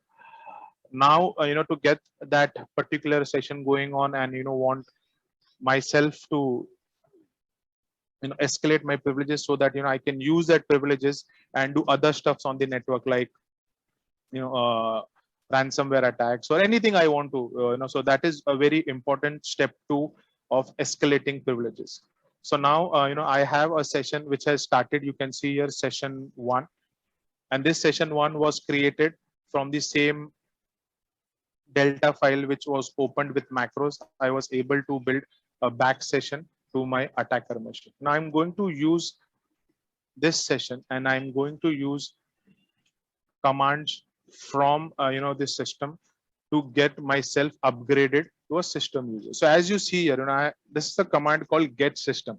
Now get system is a command which tries to do a privilege escalation of the session to a system user. So I'm trying to get, but then as you see here, I kind of was not able to do that. So there are techniques, as you see here down, it uses, but I was not able to do that, and it got stalled. But then no problems. We have different mechanism and ways. So there are inbuilt tools on Kali wherein I can explore that. So now with this system info, I see the system info and I see the platform. So I have a tool here which would suggest me that as per this platform, what are the other ways of exploiting or the vulnerabilities which are available on the computer which I can use. Okay, so I run this system info and I again use a command, a suggester which is there in Kali, which would help me to tell, okay, this particular victim computers, these are the steps which are can be run if you want to kind of get into the computer, so exploit a vulnerability on the computer. And so that is the next what I can do now. So I would, using this information here, I would now run a command wherein it'll suggest me on what are the available options there on this particular computer. Okay, rather than me hunting for each and every commands and parameters which would take time, let's use the suggester of exploits which is available, which would give me a list of exploits which are vulnerable, and I can use that. So I have run that, as you can see here, on the victim's computer, and this is doing nothing, just collecting information. So there is nothing getting dropped there.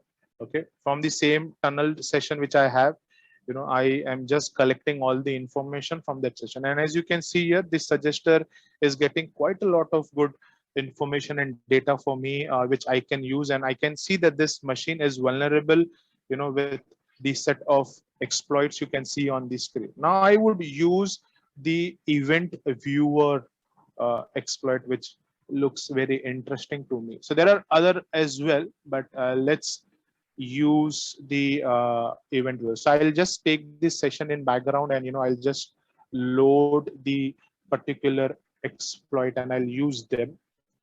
So to use the exploit, the path is given there. So I have to just use the exploit, use the path what is mentioned in the suggester. So nothing, I have to do. Suggester has suggested me what is to be used. Now I have to use that as well. So as you can see here, when I have, kind of run that, it's asking me to do a reverse TCP, but I have a session created. So I'll just say, set it to the session 1, which was created, when we actually ran the file. So I'm setting this exploit. Now it comes to run the interesting command called exploit. So even event viewer running on session 1, I have kind of ran the exploit. Once we see the registry cleanup command popping up down, that means bingo, it's done. We are successfully into the network and we have exploited the vulnerability in the event viewer, what we can see here. Now you can see that has come up. So it ran the command and we can see that the registry cleanup is done. Now we need to do a privilege escalation. So I would check for the processes. So as you saw, that a command which I execute PS, that command is to get the list of running processes, as you see, with the user map to it. So as I said, I want to have a higher user privilege on this particular machine. So I would use a particular process which would run for a longer period, rather than using something which would terminate on a shorter note. We would take a particular process which would run for a longer period. So we would use the search indexer of Microsoft. Okay, and I can see search indexer uses system privileges. Okay, so let's migrate my session user credentials from a normal user to the system user. So I'll migrate my credentials to that PID. As you can see here, it is 6108. So I'm migrating my session or my PID, the parent ID, to search indexer parent ID, which is 6108. That means now I am the system user on the computer. So I was able to make the user open the file. I was now able to escalate my privileges to a system user. So what's next? So what would be the next step, the attacker would now think for? So now he is in the system. He is actually acting as a system user on the computer. The next would be lateral movement, which is very common. And we saw that in Ben's presentation as well, that, whenever there is an attack, the attacker now wants to not only, kind of stay on that machine, but also want to move across the network. But how they do that? Okay, so that is a very interesting question which comes in, that how would the attacker move in to different machines or the critical machines in the network, which are there. So I'll show you how they do it. It's very interesting. When I was thinking about this and was planning to show you guys, so I'll just quickly share my video on how the reconnaissance happen. Now again, this thing which is happening here is using the same tools. Okay, so it's the same tool which I'm using from Kali. Nothing out of the box. It's all there in that same operating system, which I'm going to quickly use.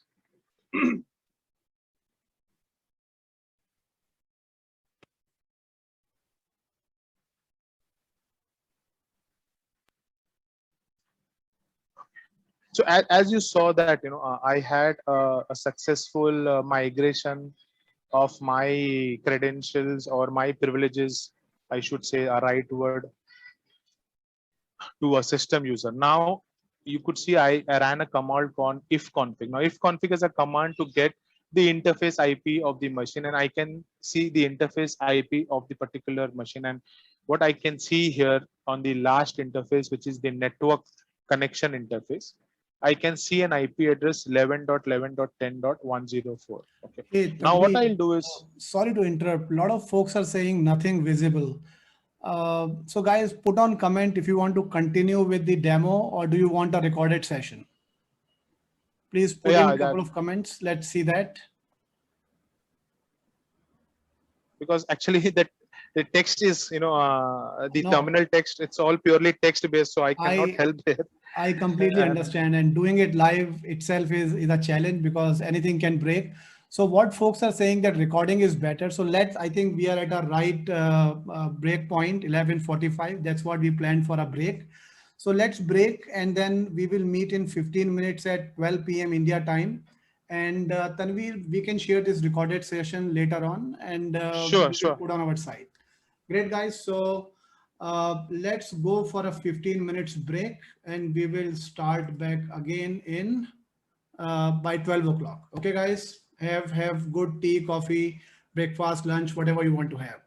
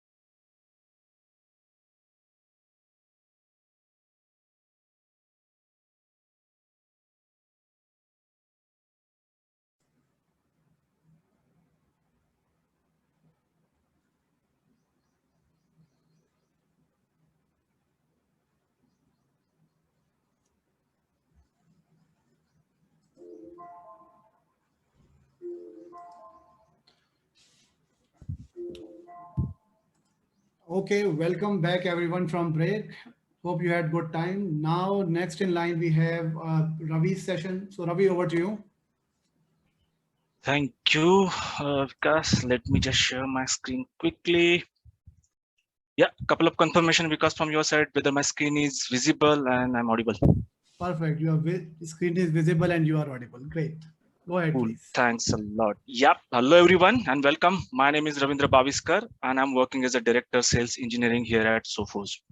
And we were kind of confused whether we should put this topic before Anthony, because Anthony is going to talk about all those tools and ammunitions which you need to build a SOC or to take care of the advanced threats which Ben just talked about, right? But then just let's have it before, because we need to see beyond tools as well. Tools are important, right? So we all know that cybersecurity is designed to stop or mitigate cyber attacks. If it sounds like a war, because it is a war, and only thing is it is 24/7 and enemies are faceless. You install firewall, you install antivirus on your network, and you think that you are set, you are done, right? No, wrong. These are useful tools to have, but today's threats find their way even through the best defenses. Hence, we need to look beyond the tools. And today, that is exactly what we are going to cover. Maybe why breaches happen, right? All those things related to the cybersecurity incident and response plan, right? What common mistakes people make while dealing with an incident response, and what are the key consideration needs to ensure that they don't happen. So let's get started. So I'll start with one famous quote done by our rapid response team, saying that this brings us to one of the most significant aspect of an cyber attack that victims often underestimate is you are not fighting against code, you are actually fighting against the people. The people who are having hands on their keyboard, sitting remotely, and can do anything they want to do, be it stealing data, information, or disrupting the entire network by dropping ransomware payload. It's scary, right? But then the biggest question is, why do breaches happen? Now, let me put it in a different way, right? This looks funny, but it is actually not, right? The picture says the story itself. We are in a situation, or many organizations are in a situation like this. Customer have best of the tools in the place, but they don't have expertise to fully utilize those. Customers are having hard time finding the right cybersecurity skill sets, and because they don't have right people, they are not able to optimize or fully utilize the security tools which they have implemented or running in their network. And then because the security tools are not fully optimized or utilized, then there is a huge risk organization can face for the attacks, especially the unknown ones and the targeted ones. And it becomes more dangerous if there is no one to understand how to chase them and how to tackle them.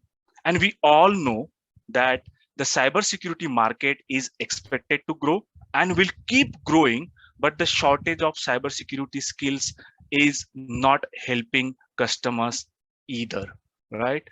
And on top of it, becoming cybersecurity expert may not be an easy task, if you ask me, but becoming a hacker nowadays is, because of the crimeware as a service or a ransomware as a service. I don't know how many of you have heard about these tools, which you can see on your screen. Satan is a crimeware as a service where you pay them a X amount, right? And they will give you a ready-made exploit or a ransomware to you.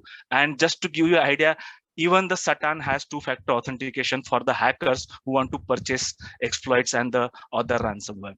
And one more tool called Shodan, if you're not aware about it, it basically exposes all the online devices with RDP as a service enabled, what exactly the IP address and the host name of that particular machine. And the only thing you need to do is the password guessing, password cracking, or brute force of the password, which you can refer in n number of YouTube videos and do. Once you have the password, once you have the RDP open port, IP address, you don't know. I mean, we all know that what can be done, right?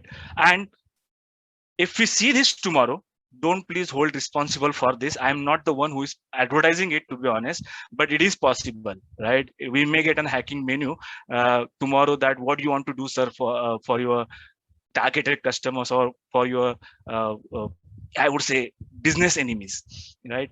Hence it is becoming equally important for us to prepare ourselves in such a changing trend, I would say, and equally important for us to prepare for an incident response in case you face any, right? So again, the question is, why customer need a incident response plan? I would like to take you through a use case. I may not be able to give you much details about customer, why it happened, but it is more relevant, rather I would say what exactly Tanvir was trying to show while doing hacking.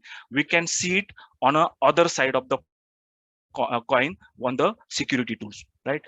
Start with a use case. A Sunday morning, one of our customer called us saying that they had a ransomware attack. As you can see, there was a ransomware note.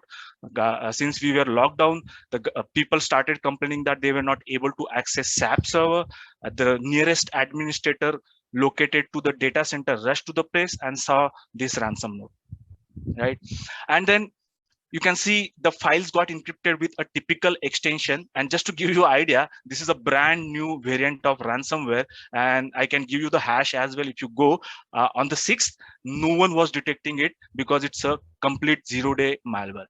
What exactly has happened in this particular case? Right now, even one thing which I want to bring to your notice is the ransom note itself is kind of a different one, right? They're offering some kind of a discount if you are and they are not asking you this is the money which you have to pay, right? You have to connect them first, and then they will ask you what exactly money you need to pay. And just like you ask for a discount on a security product, they are giving you discount as well if you pay them or give the order as soon as possible. But then one thing which I would like to bring to your notice is there was an exe which got dropped, again a malicious exe. This is just an initial investigation we did.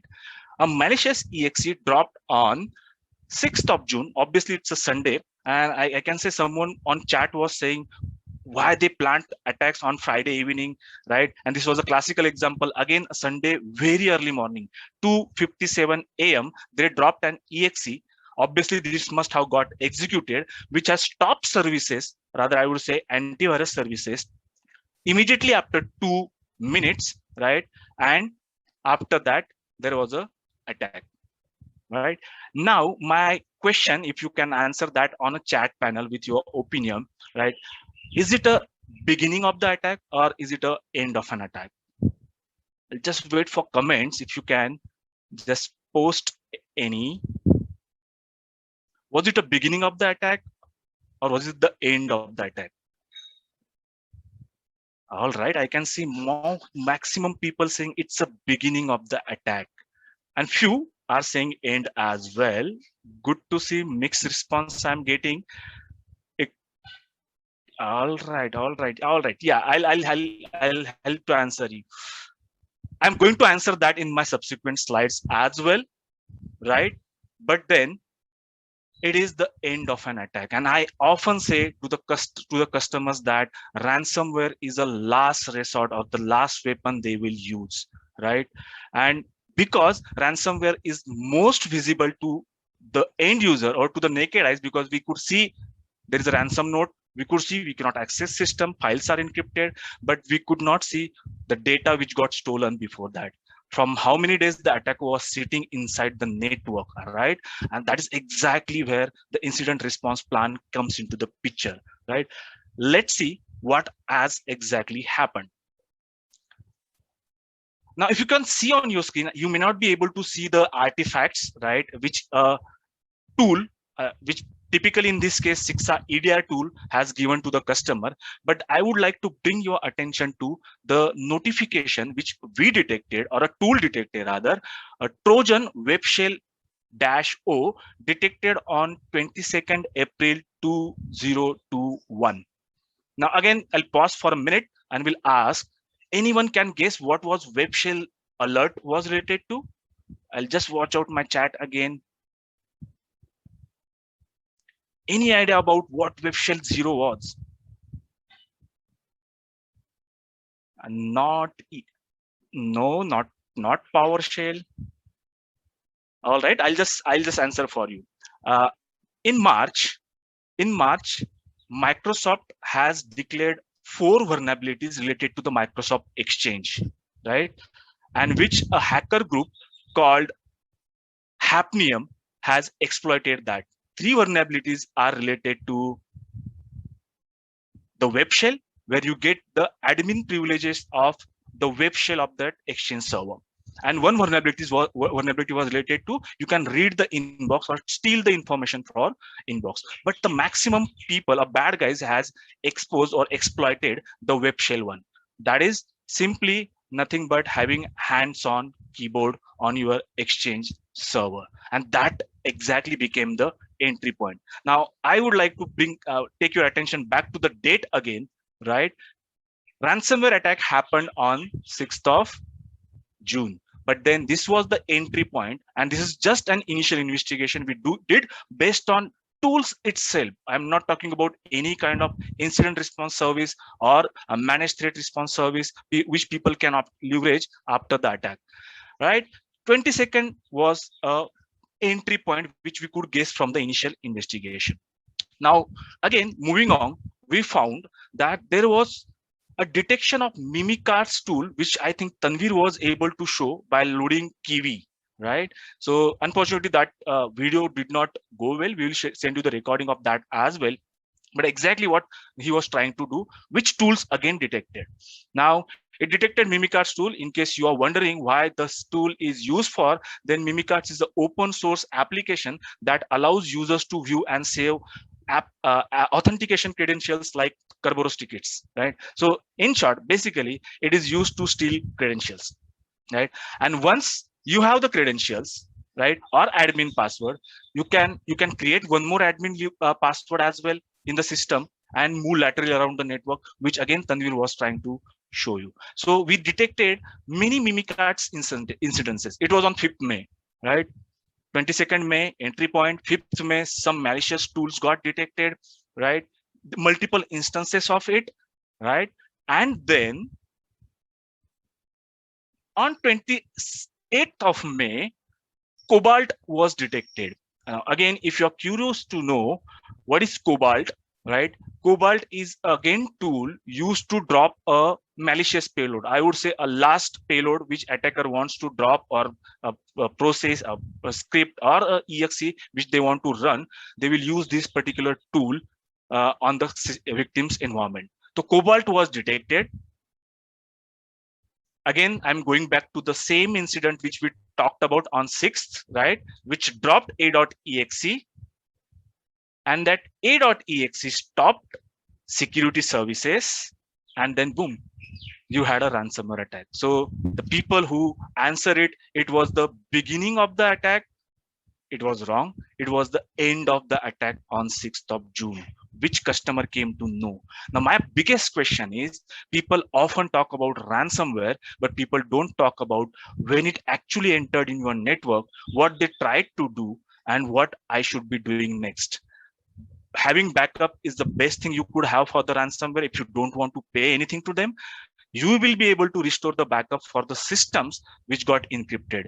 But mind you, attacker might have created an entry point, right, on a system which they have not encrypted, so that they can do the second damage or second wave to your environment as well.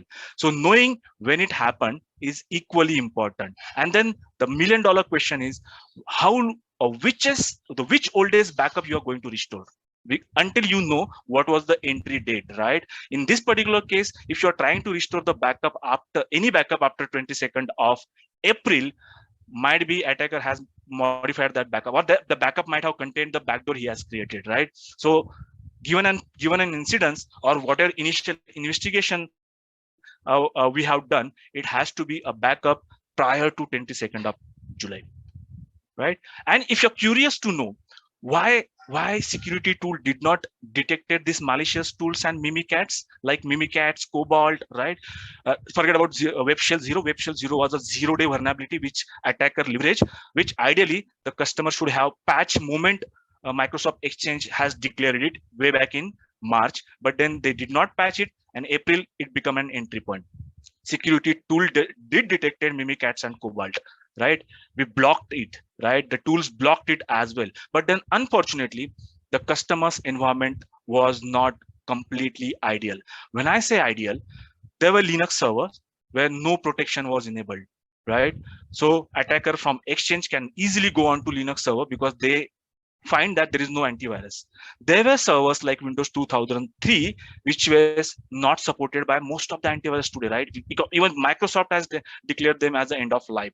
So these servers, they can run this tool because they know on other servers there were security tools installed. They might able to detect and block this tool, but then Linux and Windows 2003, which is the unsupported or non-supported operating system rather, and these were enough to execute the attack and stay there undetected for almost a month and a half.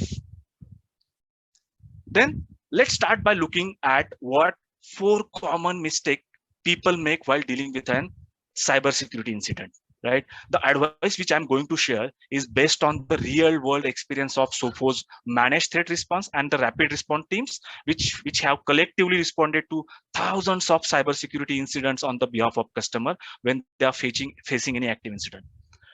So the first mistake is waiting too long to react. When you are under attack, every seconds matter. But there are a few reasons why teams take too long to react. And most common is they don't understand the severity of the situation they find themselves in. And because of the lack of contextual awareness that leads to the urgency. This is the most common reason, but that is not the only one, right? Attackers tend to hit at most inappropriate time. That was a classical example. Sunday, early morning, 3 a.m. or on a weekends specifically. Holidays, weekends, and the middle of the night is the time when they usually choose to plan this attack. Since most incidents response teams significantly understaffed, and this can be understandably because they usually say, I'll get this tomorrow kind of attitude. But unfortunately, tomorrow may be too late to do something to minimize the impact of an attack. Overloaded teams are also likely to react slowly to the indicator of the attack because they suffer from alert fatigue, which means signal gets lost among the noise. Too many reporting tools, there is no correlation between the tools, right? And it is hard to find a needle into the haystack. And even when a case is initially open, it may not be correctly prioritized due to the lack of visibility and the context, and this cost time, and time is not on a defender's side when an incident response is required. So even in situation where security teams is aware that they are under attack and something needs to be done in priority or immediately, they might not be able to experience, or they might not have that experience to know what to do next, right? And which also makes them slow to respond, right? And that is exactly what happens when you, or common mistake which you make. The next common mistake which you make is when it comes to incident response is it is not enough to treat symptoms only. It is important to treat disease as well. And that's why the second common mistake people make is declaring mission accomplished very soon, right? When a threat is detected, the first thing to do is triage the immediate attack which you have seen. This could be cleaning up a ransomware executable or a banking Trojan or a banking exploitation of the data. However, often teams will stop initial attack and not realizing that they have really not solved the root cause. I can see there was a chat from Mr. Siddharth Saxena, and who were comparing. That was a funny, I mean, a genuine. I like the comparison. A ransomware between a Chinese virus, you call it as a corona, and people don't see that they are under attack. They try to slowly react it. People don't say, "I'll not get catched by the coronavirus" until they see they got caught. Nice comparison if you manage to see chat, and that is exactly what happens, right? Since we don't clean the root cause, successfully removing or cleaning the alert does not mean that attacker has been ejected from your endpoint or environment. It is possible that what you have detected is just a dry run they have tried to do just to see what kind of security tools and animations they are against up to. And then attackers, if attackers still have access, they will likely to strike again and maybe more destructively. And that's where the incident response team needs to ensure that they address the root cause of the original incident they have mitigated. Does attackers still have a foothold into environment? Are they planning to launch a second wave? Incident response operators who have remediated thousands of attacks know how and where to investigate into the deeper, right? And they look for anything else attacker are doing, have done, or might be planning to do in the network and try to neutralize that as well, just not the symptoms. And that's why I said restoring backup, you might be able to get the data, but those customers are likely to get the second strike of ransomware. And the third common mistake that we see, we are relying on incomplete visibility when navigating to an attack.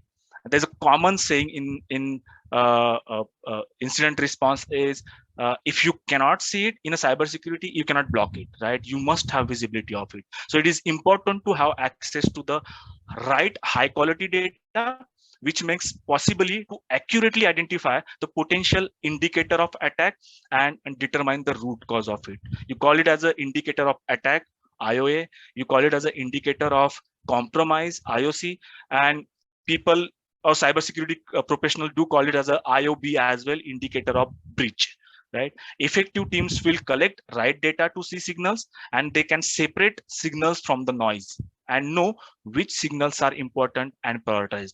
So visibility has different angles to it, right? It is all about collecting signals. Now, limited visibility into environment is surefire way to miss an attack, right? And over the years, many big data tools have been brought to the market. They are trying to solve this specific challenge of visibility. Some rely on event-centric data like event logs.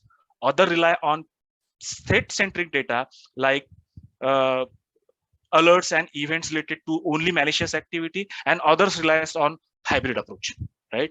So collecting high quality data from a wide variety of source ensures that complete visibility are there into the attacker's tools, tactics, and procedures, which we commonly known as TTP. Otherwise, it is likely only portion of attack can be seen and you get only half painted picture. Either way, goal is the same. Collect enough data to generate meaningful insight for the investigation and response to the attack. Otherwise, they would definitely be missed. However, fearing they don't have the data they need to get full picture of an attack, some organizations like other security tools they rely on collect everything, right? I want to collect everything. By doing this, they are not making it easier to find needle in a haystack. They are making it harder to file more hay than the necessary one, right? Because if you are not required, you are just collecting from everything, it will become difficult for you to collect or prioritize the signals from the noise. So this is not only adds to the cost of the data collection, because those vendors will charge you more because they charge you based on how much data they are collecting or the storage space, but also creates lots of noise and leads to alert fatigue and time wasted chasing into false positive. Again, there is a saying among the threat detection and response professional, content is king, but the context is queen. Both are necessary to run an effective incident response plan. Applying meaningful data or metadata associated to the signals, allowing the analyst to determine if signal is malicious or benign. And one of the most critical components of effective threat detection and response is prioritizing the signal that matters most. And best way to pinpoint the alert that matters most is combination of the context provided by the security tools. If you're wondering what all those tools are endpoint detection and response solution, EDR, right? We talked about next generation endpoint, and then people started talking about EDR. I'm sure Anthony is going to talk about the tools like EDR, XDR. Basically the next gen endpoint have the highest protection, but you still missing visibility, which we are talking about. EDR will give you, right? But somebody has to look at them, right? There are tools like artificial intelligence, threat intelligence, and based on that knowledge, you can have a human operator who actually knows, has worked onto threat investigation to find out the right signal. So context helps to pinpoint where signals are originated, but the current where signals are originated, like what is the current stage of attack, where are the relevant or related logs, and the potential impact of the attack can business have, right? In a typical use case which I showed you, you might only see that X number of servers or endpoint got encrypted, right? That is not the impact on a business. There was a attacker or bad guy sitting there for 1 month or 1.5 months. He might have stolen the data and done n number of things, created n number of admin accounts, unnecessary accounts which you are not aware about. You need to hunt and delete those accounts or change the password of those accounts as well, so that you don't experience the second wave. And the fourth, the last common mistake the organizations make is assuming they can handle it by own, the incident by own. No doubt they can do it if they have a cybersecurity expert or in-house SOC inbuilt, right? No organization wants to deal with breach attempts. However, there is no substitute to the experience when it comes to incident and response. So it means that IT and security team often tasked with a high pressure incident response thrown into a situation that they simply don't have skill to deal with. The situations are often have a massive impact on their business in case they don't have team and they're struggling to find out what to do next, right? And more time you will buy, more the impact on your business.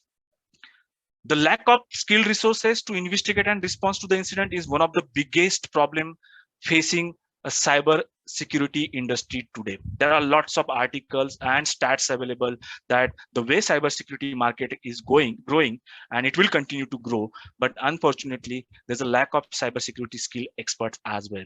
This problem is so widely spread that according to ESG research, 34% of says that the biggest challenge is they are lacked with the skilled resources to investigate a cybersecurity incidents involving an endpoint to determine root cause and the attack kill chain. And as a result, organizations are increasingly or seekingly outsourcing some or all of their security efforts, especially to manage detection and response. You call it as a MDR or MTR or manage SOCs. Now, if you can't build or you don't have skilled resources, time, money to build in-house SOC, there are options to have manage or virtual SOCs as well. So just to summarize, in order to facilitate an effective response to a potential cybersecurity incident, we recommend react as quickly as possible. When your organization is under attack, every seconds matter. Don't declare mission accomplished soon. Sometimes attack comes in a wave. It does not always end after the first attack. Ensure you have complete visibility, having the right high quality data that will make possibly accurately identify the potential indicator of an attack and determine the root cause. And lastly, accept that it is okay to ask for help if you don't have people who can help you in-house. So I'll not go into the depth of what 10 steps I am going to talk about, right? But then something which you can maybe take screenshot of or note it down in your notepad, right? The 10 steps to an effective cybersecurity incident response plan, just an bullet point or a highlight one, right?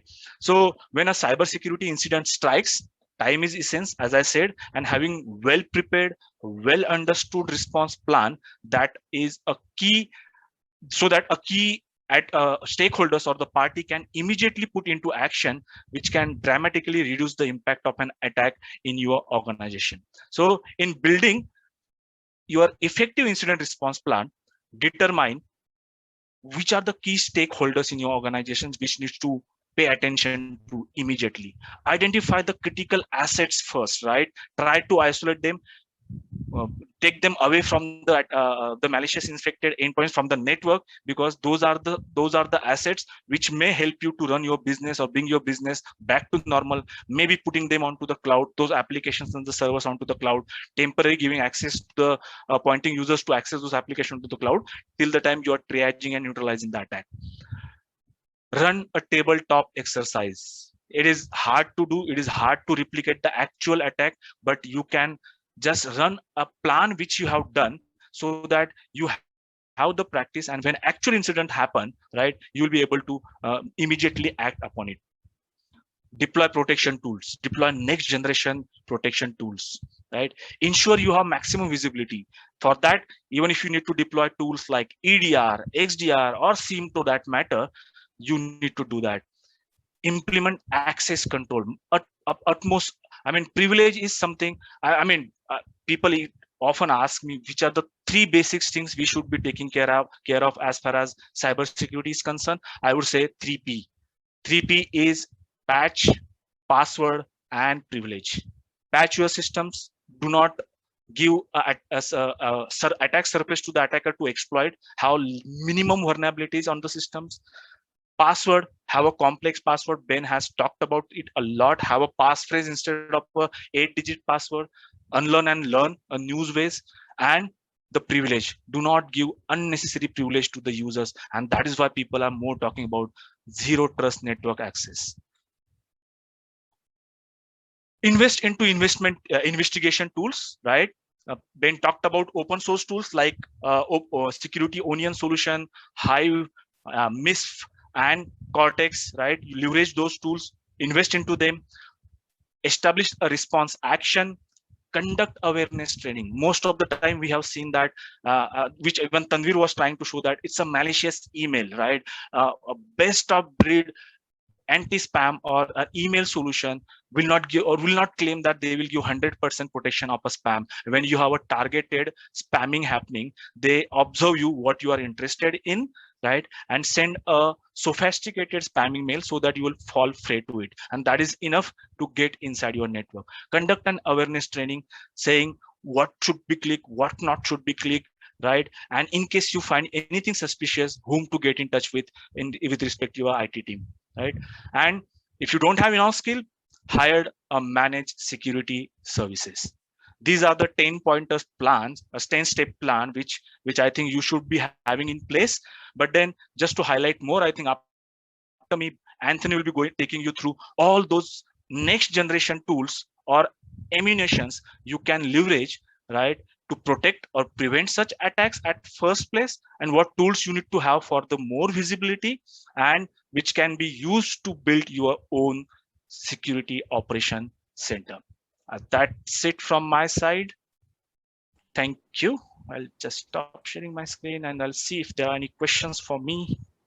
Great, Ravi. Thanks a lot. Excellent session. So three people have raised their hand for asking live question. I'm going to unmute Mr. Dinesh Fogat first. Yep. So Dinesh, go ahead and ask your question.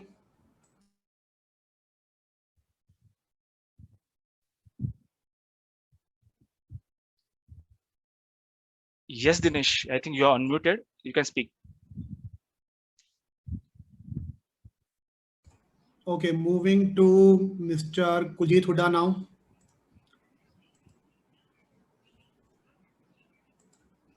Kuljit bhai, I have unmuted you. Go ahead, please. Okay, can you hear me? Yeah, we can yes, hear Kuljit. you. Okay, got it.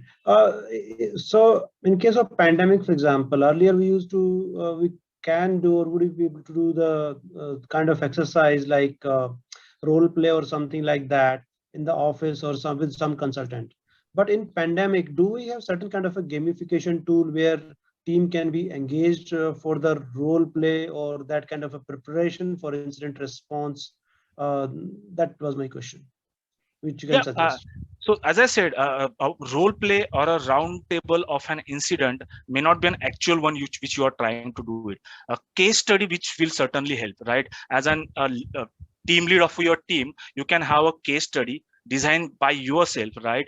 Just to ensure that how your team is reacting to it, right? You can do it over a virtual platform, and nowadays we are doing it everything on a virtual, like this particular session, right? Create a case study wherein we are under attack done on our SQL server by SQL injection. Someone tried to do it, and try to create a simulation of an attack and throw it to your team and ask them to respond to it and how they are going to respond to it, right? It will be a brainstorming session to that matter, but then obviously more brains comes to a solution. There will be more ideas coming while investigating that, or creating a concrete plan, or plugging all those loopholes you might have in an earlier plan. So come up with an all use cases, different use cases rather, at every time. It is just like, even, and again I said, for users also, even if they're at home, right, use those phishing simulator tools. Like for Sophos, we have Fish Thread as a tool which you can leverage to send simulated spam mails to your own user, right? It looks like a spam mail. It is not an actual spam mail. You are doing it on the behalf of the security team, and just see who all are the users who are clicking onto it. See their observation. Are the particular set of users often getting caught by clicking on that malicious link, right? Obviously, they are going to, it is going to enroll them to a training which will brief them about why you should not have clicked about that particular mail. Basic things, right? Yeah, sorry to interrupt, Ravi. Yeah, we are already using, for example, these kind of measures. The problem is kind of a person running helter-skelter once the ransomware attack happens. Nobody is prepared. I don't know how much people were not doing the exercise, who were compromised. You might have some idea that, okay, whether they were having this system in place, or how prepared, how you can say prepared they were before this ransomware attack, or were they having a kind of a system written down that, okay, this how they will act. So that is what I want to learn from you. That, okay, I got you might have investigated so many companies. So was there none of them prepared, or how the industry is right now? Unfortunately, if I really want to give you the honest answer, the incident which we have part of it, very rarely people were prepared for that particular incident, and it is typically when ransomware happens, or ransomware attack happens, and the biggest mistake which I have already highlighted is they try to mitigate that attack by restoring whatever things they have, rather than going on to the root cause. And because honestly speaking, why they are not prepared, and that is the only reason I wanted to include this particular topic, right? You can do it in-house, right? If you have a team to do it, it is about all learning. If not, right, there are services available. Ask for help, right? Because if you don't react to it, it might turn out to be a full breach, which it might take a days or months to mitigate. So the honest answer is very less people, right? But it's time to do that now. The way the cyber attacks are evolving now, cyber threats are evolving now, it is time to do that now. Do it in-house or ask for help. But hardly people are doing it right now, right? Unless they have a full-fledged SOC or managed SOC to that matter. Thanks. Over to you, Vikas. Great. Thanks. Mr. Pankaj, go ahead and ask your question now. Yep.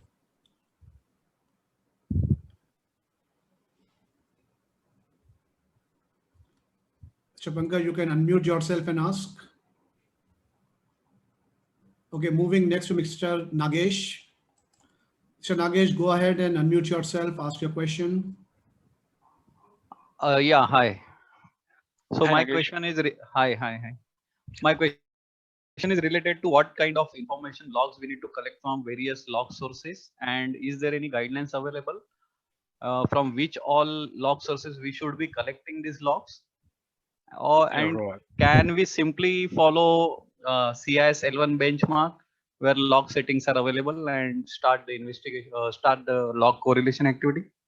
Yeah. So to answer your first question, what should be the sources, right? Gone are those days now when people are more concerned about endpoint and the server logs, right?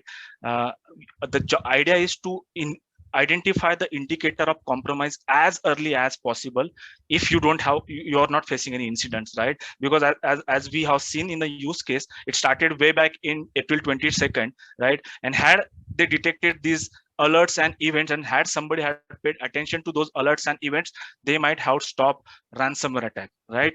At least servers getting encrypted. Now, it is not about endpoint. If you have all the security tools which you have in place in your network, be it email security, be it firewall, right? It is beyond endpoint and servers now. EDR, that's why EDR basically helps you out. EDR basically takes care of endpoint detection and response, collects logs from endpoints on the server. But extending the logs from endpoint to server to firewall or to mobile device management in case you are using, or email solution. These are all those security solutions which you have in place. Try to collect those logs and correlate them, right? So that you will be able to join the dot. And that's why now XDR is becoming more popular. I think I don't want to steal the thunder from Anthony. Anthony is going to talk about that as well. So it's talk about extended detection and response. So watch out for those tools as well. And in my, I think if time permits, there is a small walkthrough which I'll be able to do, where I'll be going through the console to see the event generated and how I'm navigating to that particular event on different consoles. So watch out for that as well, Nagesh. Great, thanks, Ravindra. I think we can take just one last question, and that would be from Mr. Arvind. Mr. Arvind, unmute yourself and ask your question. Yeah, can you hear me? Yeah. Yes, Arvind.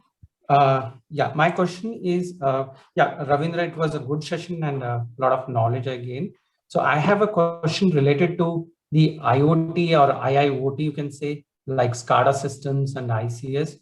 So now for such incident handling, like, do you have any suggestions for tools kind of thing? And how do we handle such like incidents in actual system or in the location?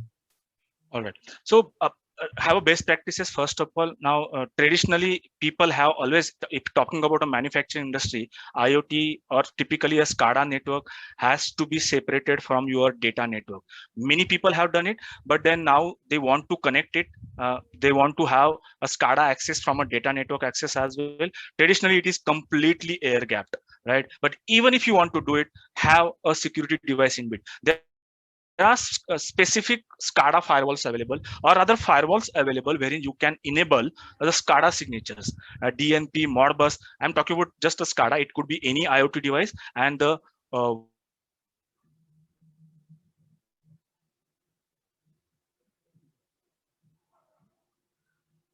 internet गेलं काय?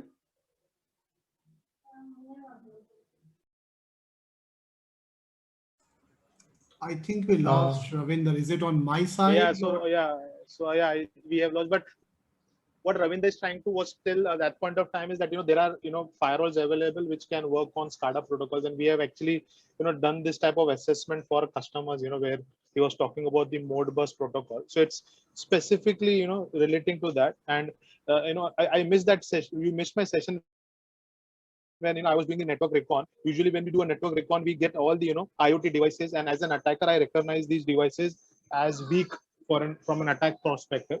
So your question is very valid, and as Ravindra mentioned, we need to have certain things in place, which is specifically meant for SCADA, or maybe if you have a firewall, make sure that things are kind of in place to give that protection whenever required.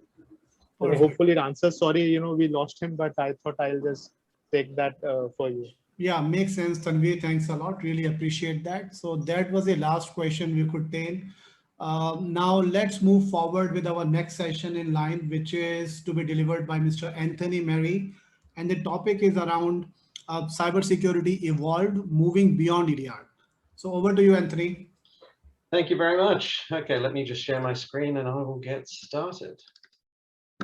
So just very quickly, can everyone see my presentation? Yep, we can see it. Okay, perfect. So good morning to everyone. As you can probably tell from my accent, like Ben, I'm an Australian. I just happen to be located in Belgium, the land of waffles and chocolate and beer. You put an Aussie next to a brewery, we tend not to move. I've been a product manager now for 22 years. So yeah, that's quite a long time, and I've spent most of it in IT security. So as you can see, I'm the Senior Director of Product Management here at Sophos. In fact, I began my product management life in a company called Amadeus.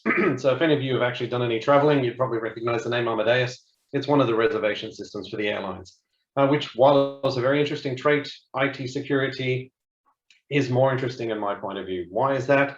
Because it's a constantly evolving field.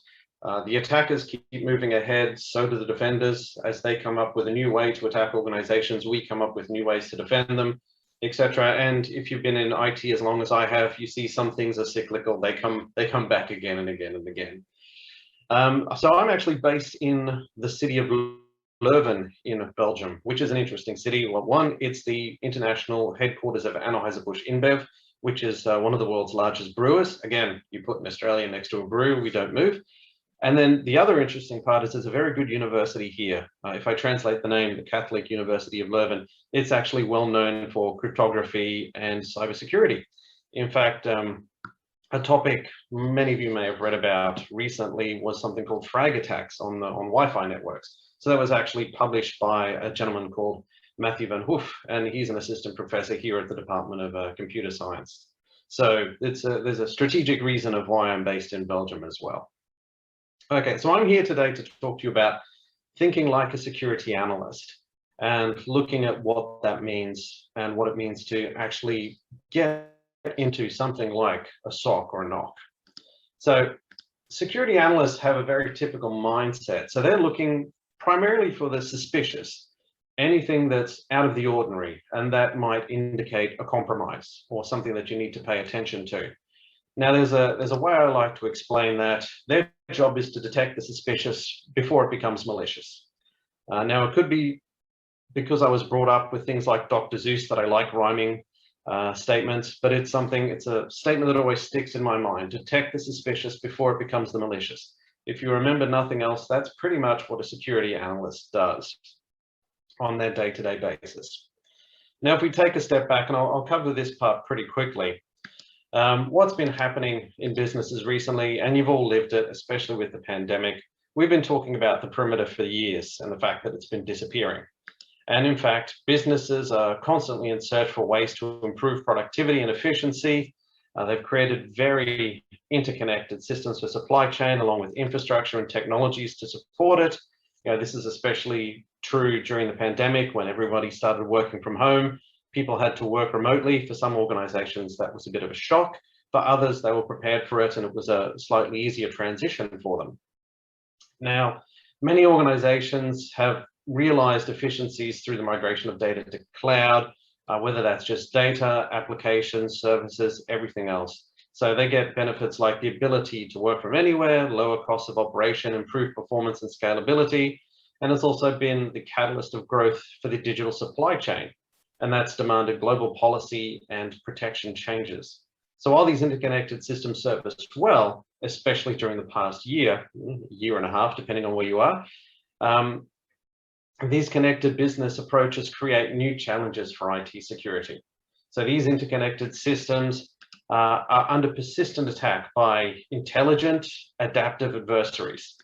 You know, if you think about your adversaries, in this case, think of them a bit like a business. They're going to see, we've managed to break into this organization. Is it worth our time looking at it? Yes, no. If it's worth their time, hands on keyboard, away they go. If it's not worth their time, they tend to just drop ransomware, move on to the next one.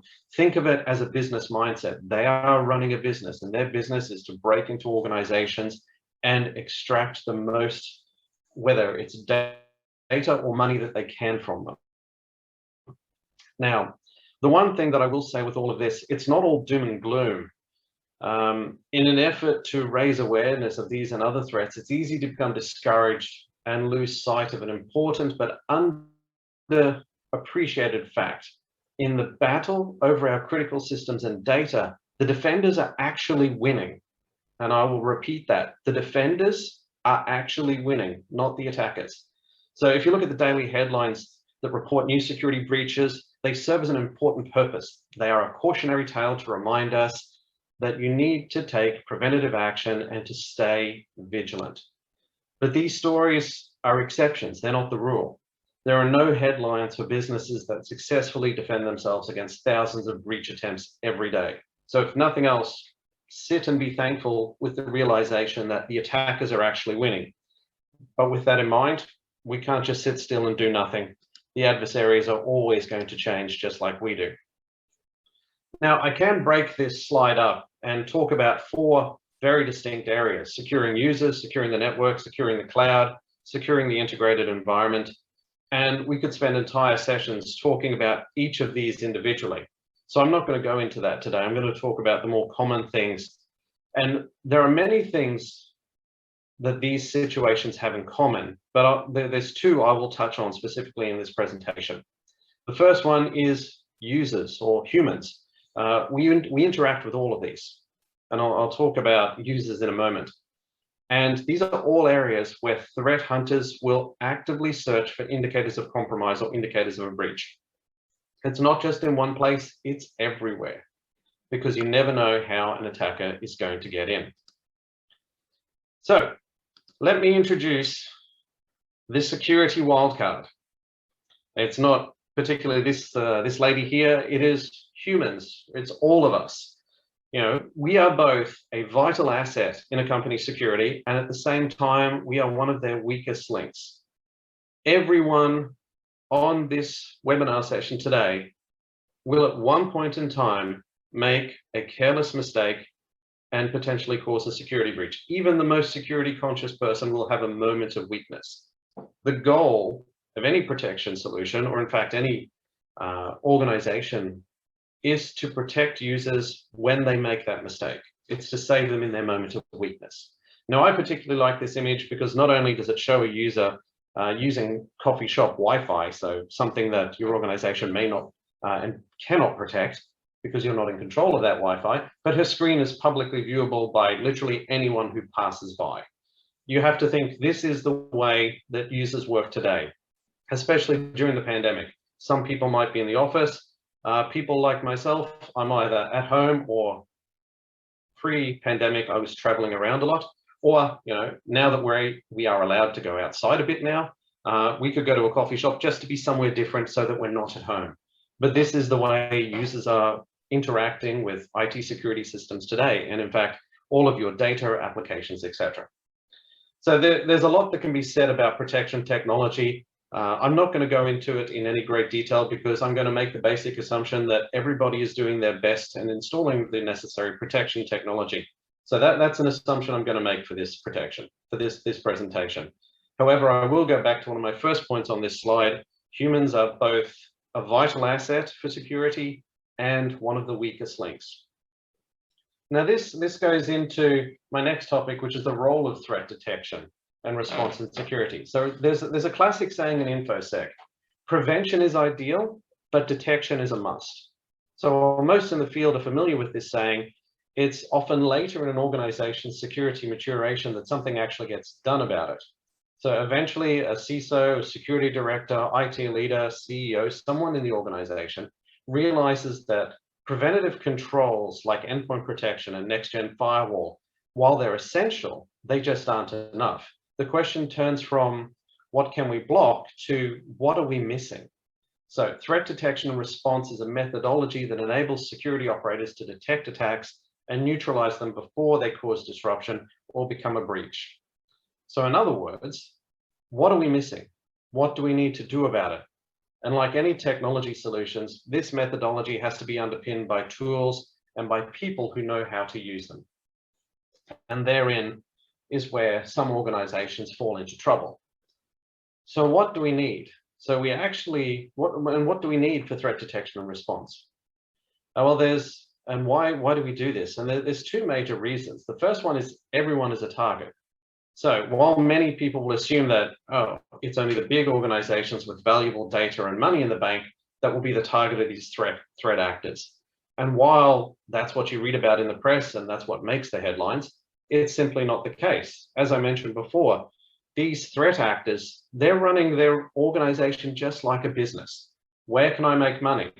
They will use automation to go and see how they can breach any organization, and that part will be largely automated. But once they've actually made it into an organization, into their infrastructure, they'll have a look around and see, is this worth spending my time? If it's yes, they'll go hands on keyboard and spend a lot more time and invest time and effort into that. But if not, they're just like anyone else in a business. If there's low-hanging fruit, they break into, for example, my parents' home network. I can tell you there's nothing much of interest there. They might look at that for a couple of minutes and go, there's nothing worthwhile here. Let's just deploy the ransomware and move on. If we make money, we make money. If we don't, I'll look for the bigger payday. So threat actors, they look for that low-hanging fruit. So there's easy pickings. there are many organizations, and in fact, it might not even be an organization. It could be somebody like I mentioned, my parents' home network. That's very easy to break into. Now, while you also hear things like organizations are hit by a ransomware attack, you need to read behind those headlines. Ransomware tends to be the final stage of the attack. It tends to be when the attackers get bored or they think there is nothing else that they can get out of this situation. So I'll quote some of the things that we see over the next couple of slides from our own managed threat response team. And there's an overwhelming number of threat actors attempting to break into organizations. They're often stealing vast amounts of data before finally dropping the ransomware. Now, ransomware is noisy. Anyone who's been hit by a ransomware attack knows it pretty quickly that they've got an issue. It's in your face. It's often, it's too late. They've already taken out their malicious actions, encrypted the files, etc. It is noisy. It's an adversary announcing themselves and revealing their objectives to basically extort money from you. So when you see those headlines, realize that these are stories of organizations that have already been hacked, potentially having large amounts of data stolen. And you have to remember that someone was inside their network, inside their organizations, doing who knows what over a period of time. So let me give you an example here. So security product detections are an invaluable source of potential warning signs. And just because something was blocked doesn't mean a threat has been fully neutralized. For instance, a detection of Mimikatz, so it's a credential stealer, on a domain controller might be blocked. And you might think, yes, mission accomplished. They couldn't achieve their objectives. And that might be very true for that particular incident. But the very fact that you receive that warning, the fact that it exists, means that a threat actor has already compromised the organization, the network, the server, and they may try other techniques that aren't detected. And it's always worth investigating suspicious alerts, even alerts for blocked threats. And that's the whole point behind threat detection and response. You may see something which is a successful block, but you think, what's actually behind that? Is there something more, or was this it? And that's the job of a threat hunter. And that's what that particular person will do. So what is threat hunting? Threat hunting is done by one of two groups, and I'm being very generic here. You'll either have an in-house SOC, and that's okay for an organization who is capable of building up a SOC. If I'm very generic, those tend to be the larger style organizations.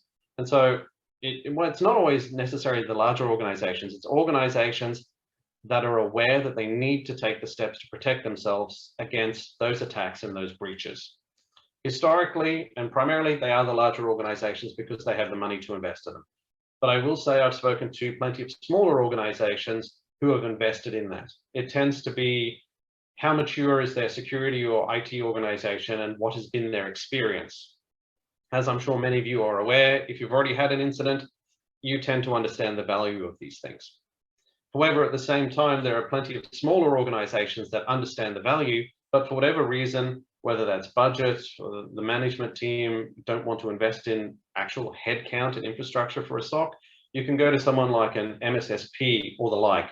So basically, this is someone who offers a managed threat detection and response offering. So they'll offer products, services, and they'll do everything for you. They'll do the threat hunting, they'll do the protection.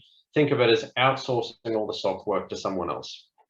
So they're the two generic choices, but they do have something in common. The people that actually work inside those particular, either the in-house SOC or the MSSP, they have a generic profile. So these are people who tend to be very curious. They're very creative. They know, and they're very knowledgeable. They know a lot about cybersecurity, the threat landscape. They're someone who is generally curious, who is going to go and investigate something, whether that's learning what are the latest threats, what's happening, what are other organizations experiencing, how they can also think like an adversary. If I was going to try and break into my organization, how would I do it? How would I go about it? And then, of course, those are the areas which they'll go and check for. There are also people who know a lot about how an operating system works. They know about network knowledge. Some of them have technical writing abilities. Specifically, that could be documentation. They could be writing policies. They could be writing up reports. but more than likely, it's somebody who has coding and scripting experience. Why? Because the more they do this, the more they realize I can automate some of it to get some information pretty quickly. Now, as you can see just from this rough profile, it's not necessarily easy to find somebody with that skill set. It's not impossible, but there are many organizations who have a challenge finding somebody with that particular profile. It's not impossible to train someone internally to do that. It's definitely a possibility. If you're going to do that, the main thing I would say was they're curious, they want to learn, and they're technical would be my place to start if you're going to train someone up. Now, they all have also something in common. They go out looking for indicators of compromise. So what are they looking for? Well, here is some information from Sophos's own MTR team, just to give you some statistics in what they see in real world examples. But I like using this information because it gives you a real world view of what they see on a daily basis and where they spend their time and the detections that they see most often. So what you're seeing here is the fact that early stage attacks are the highest value detections for defenders, because if they're blocked, they can neutralize and contain an attack before it's even had a chance to fully unfold or cause any damage or disruption. So it's therefore not surprising that the attacker's tactics most likely to spark an investigation for anyone in an MTR or a SOC team are heavily weighted towards activities that happen early in the attack chain. For instance, as you can see here, out of all the tactics escalated to the Sophos MTR team for investigation, 31% were suspicious execution detections, 17% were persistent detections, and 16% were initial access detections. And again, as a threat actor spends more and more time inside an organization, you will see that they start moving into things like, as the previous speakers have talked about, privilege escalation, determining persistence, moving laterally throughout the network, discovering what devices are there, and then eventually impact. And as you see there, impact, it's the final 1%. By that stage, as I said, and as other speakers have mentioned during today's session, ransomware is literally the last thing they do. They drop it in an attempt to try and extort money because they think they've taken out anything of value already. And that tends to be data exfiltration, etc.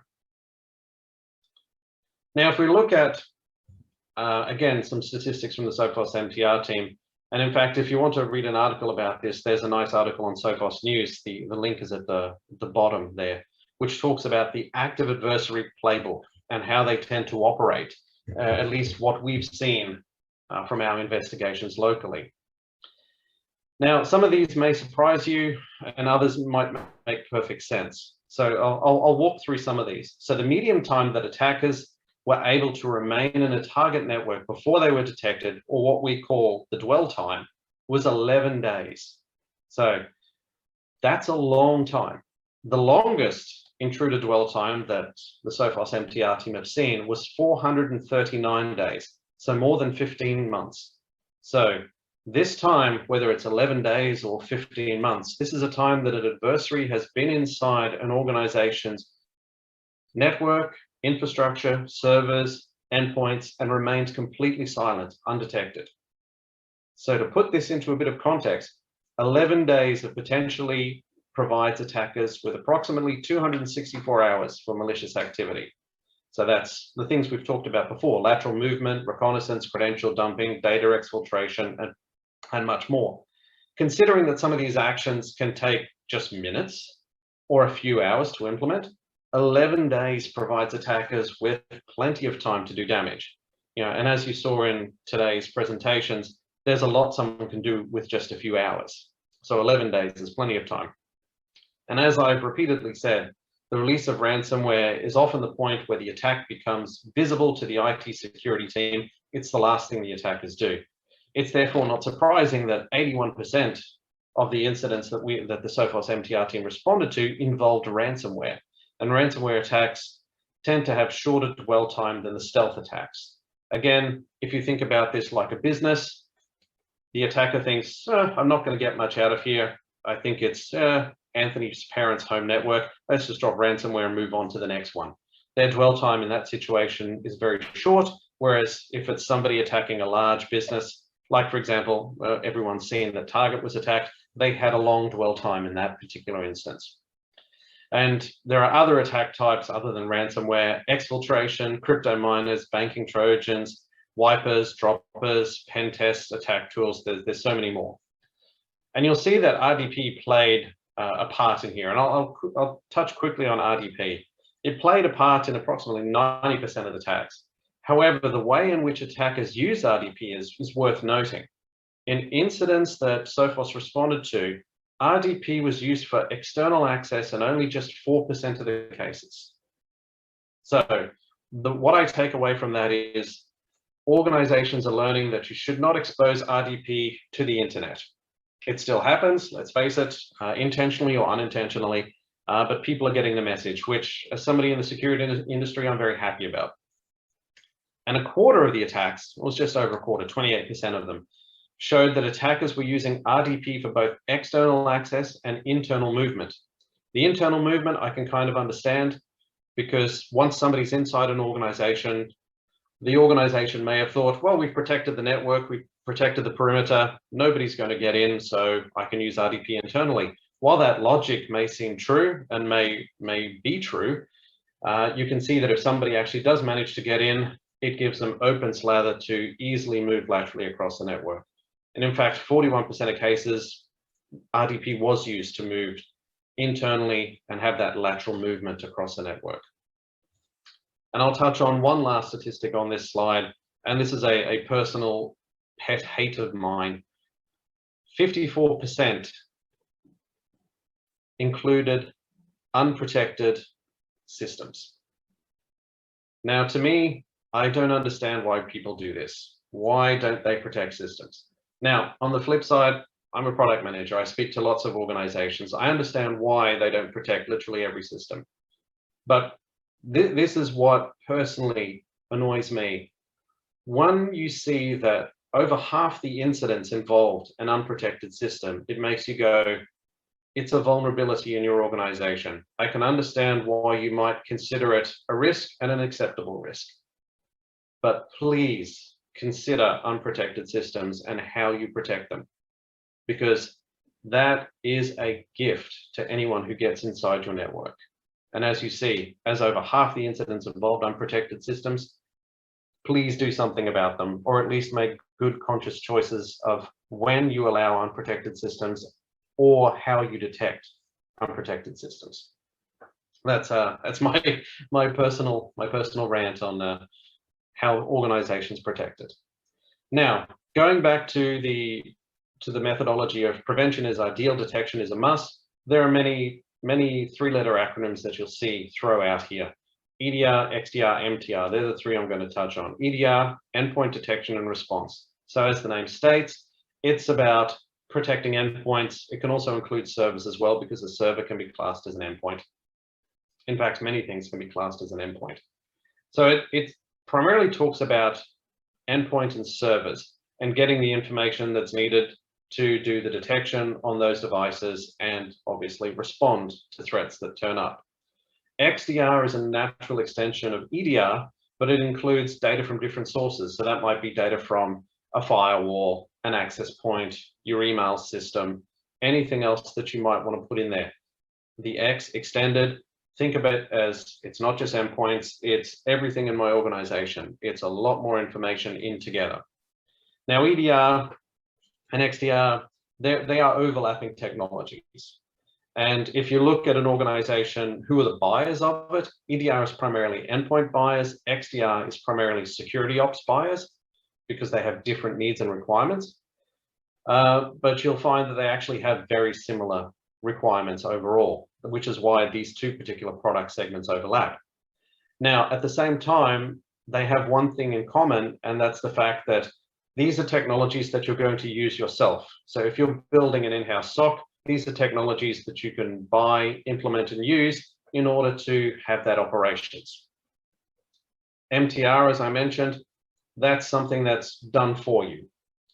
They tend to be products and services bundled together. A particular MSSP will say, we provide these services, but you need to use these products, ... That's a discussion between you and the MSSP if you tend to go that route. In fact, I say for organizations, choose what's best for you. If you want to do it yourself, that's perfectly fine. Please go ahead. If you want to have all this functionality, but you don't have the talent in-house, or you don't want to set up a full SOC, then the MTR route is a perfectly acceptable, and it's a great way of doing this as well. I've also spoken to other customers where they actually do both, and they tend to do a combination of XDR and MTR. And when I asked this particular customer, why do you actually do that? Because if you've got all the in-house SOC functionality, why do you take the MTR service as well? Aren't you, paying for the same thing twice? And their response was quite enlightening, and it's one I really like. Their response was, no one knows my business like me.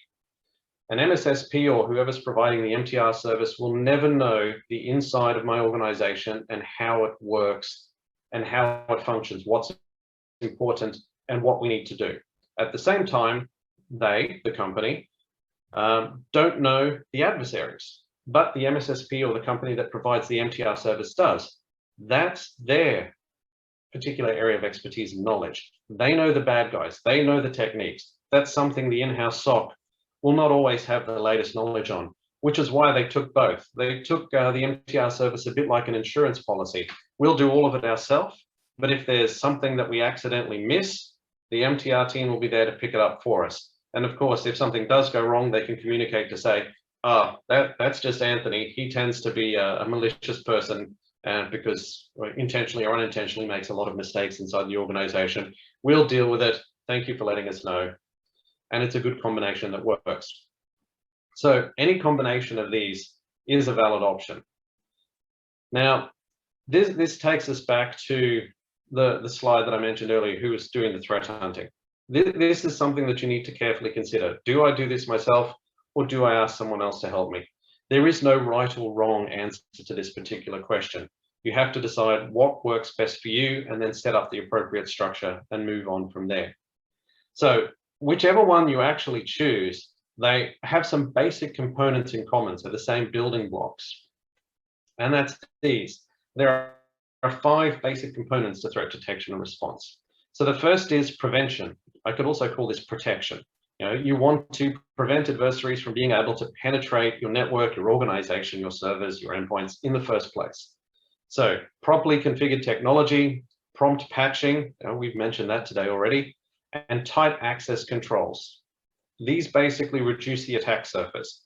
If there's less attack surface, there's less ways for an adversary or an attacker to get in. So with robust prevention technology, it minimizes the number of security alerts and those events that need to be investigated. That tends to mean there's less noise, more high quality signals, and more time to investigate anything that needs to be performed. The next one is collection. So this is where you need to collect all of the relevant data that's going to help you find these threats. Now, you don't want to just pick up any old data. And it's not because you have the most data that means, yay, of one, I'm going to be able to find anything. That's not necessarily true. You need the right type of data that's useful for investigating threats with enough volume and coverage. And it has to be decent quality. It needs to be captured at the right time and at the right cadence that's necessary. So for example, some data you might need every few minutes. Other data you may only need every few hours. You need to make that decision of what makes sense. And that will depend on the tools you're using, the organization, and what you're actually performing and how your IT organization works.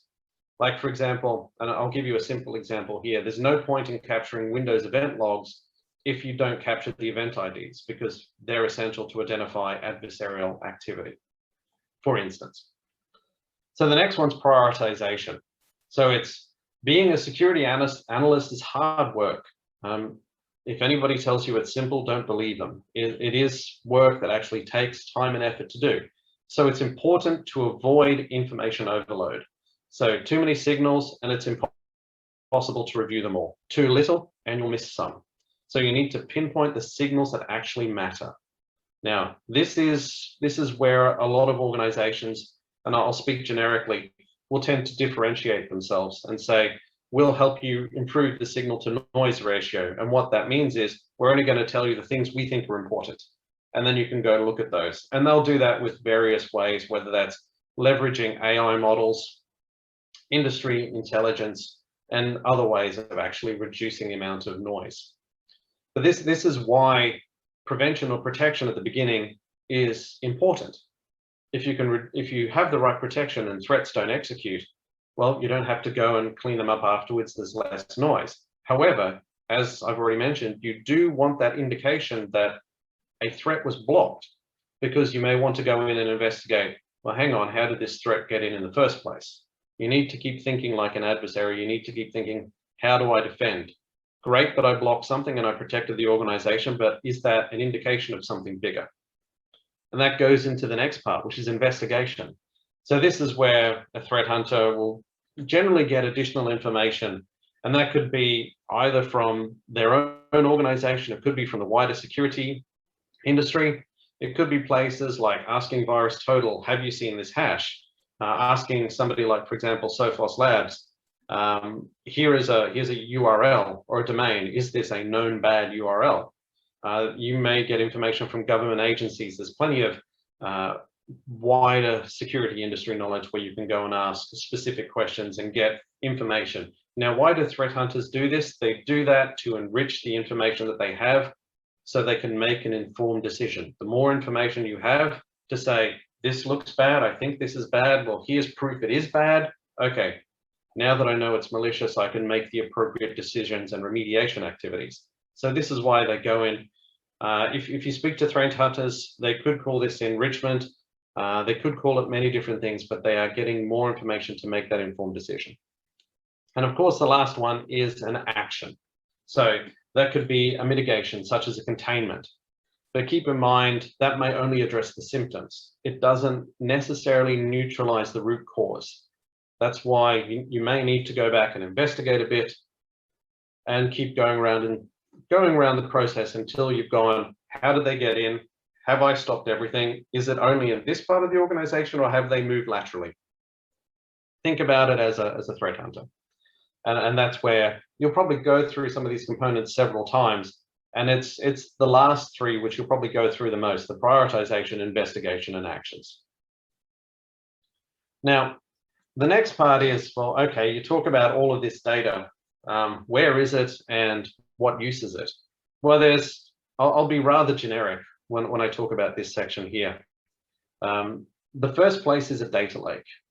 It could be called many things. It could be called cloud storage, but primarily it's an area that's going to store lots of information, event logs and the like.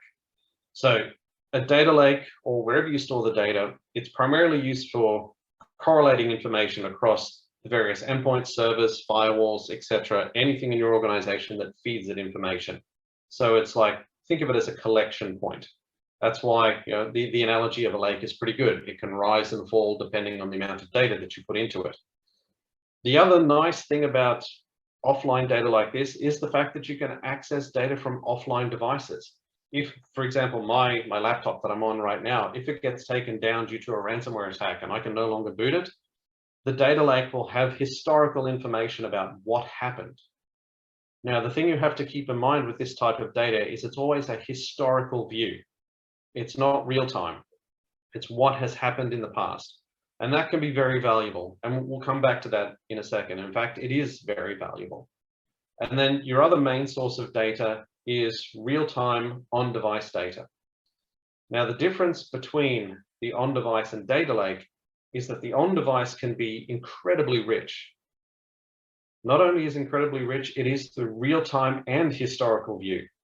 How far it goes back historically, that's a matter of debate and depends on the particular product that you use, but it can give you real-time and historical. But on a device will give you more insights and granularity than a data lake could ever provide, because it contains much more information. You wouldn't want to send all the information about the number of processes that were created, destroyed, ended, stopped, the information about them, the users, and everything else. It would be too much data to store in a data lake. And I go back to the previous point. If you have too much data, you can't necessarily find the information you want. So my recommendation is you have a blend of both. The data lake for historical data and historical important data, And then on-device will always give you what's happening right now. So if you're under attack, the on-device information is very good to help you neutralize what's going on right now. And then the data lake can help you go back and work out, how did this person get in? How did this attacker get in? And how can I neutralize that in the future? And a very good example of why you need historical data is Hafnium. And I'm just using this one, and I could have picked plenty of others, but it's a recent example. You can see here that, and it's well documented, that the Hafnium attacks came over a period of time. There was a moment when they became well aware, there was a lot of press and industry news about them, and then people knew, okay, Microsoft have done these patches, here's the indicators of compromise, we can go and search for those, determine whether we are impacted or not, and then take the appropriate steps. Again, I'll go back to my previous point. It's one thing to know that you're impacted and that you've corrected that and you've resolved that particular issue, but it also asks, and it begs the other question, okay, I was impacted. How was I impacted? When was I impacted? Has this person or persons done anything else inside the organization? And that's why you need the historical data to go back and help you build out that bigger picture of how they came in. Because obviously, if say, for example, let's just say I'm a threat actor and I am attempting to penetrate your organization, you would want to know how I got in. How did I get into your organization that I could then infect an endpoint, move laterally across to various servers and deploy ransomware? So this is why you want that historical data.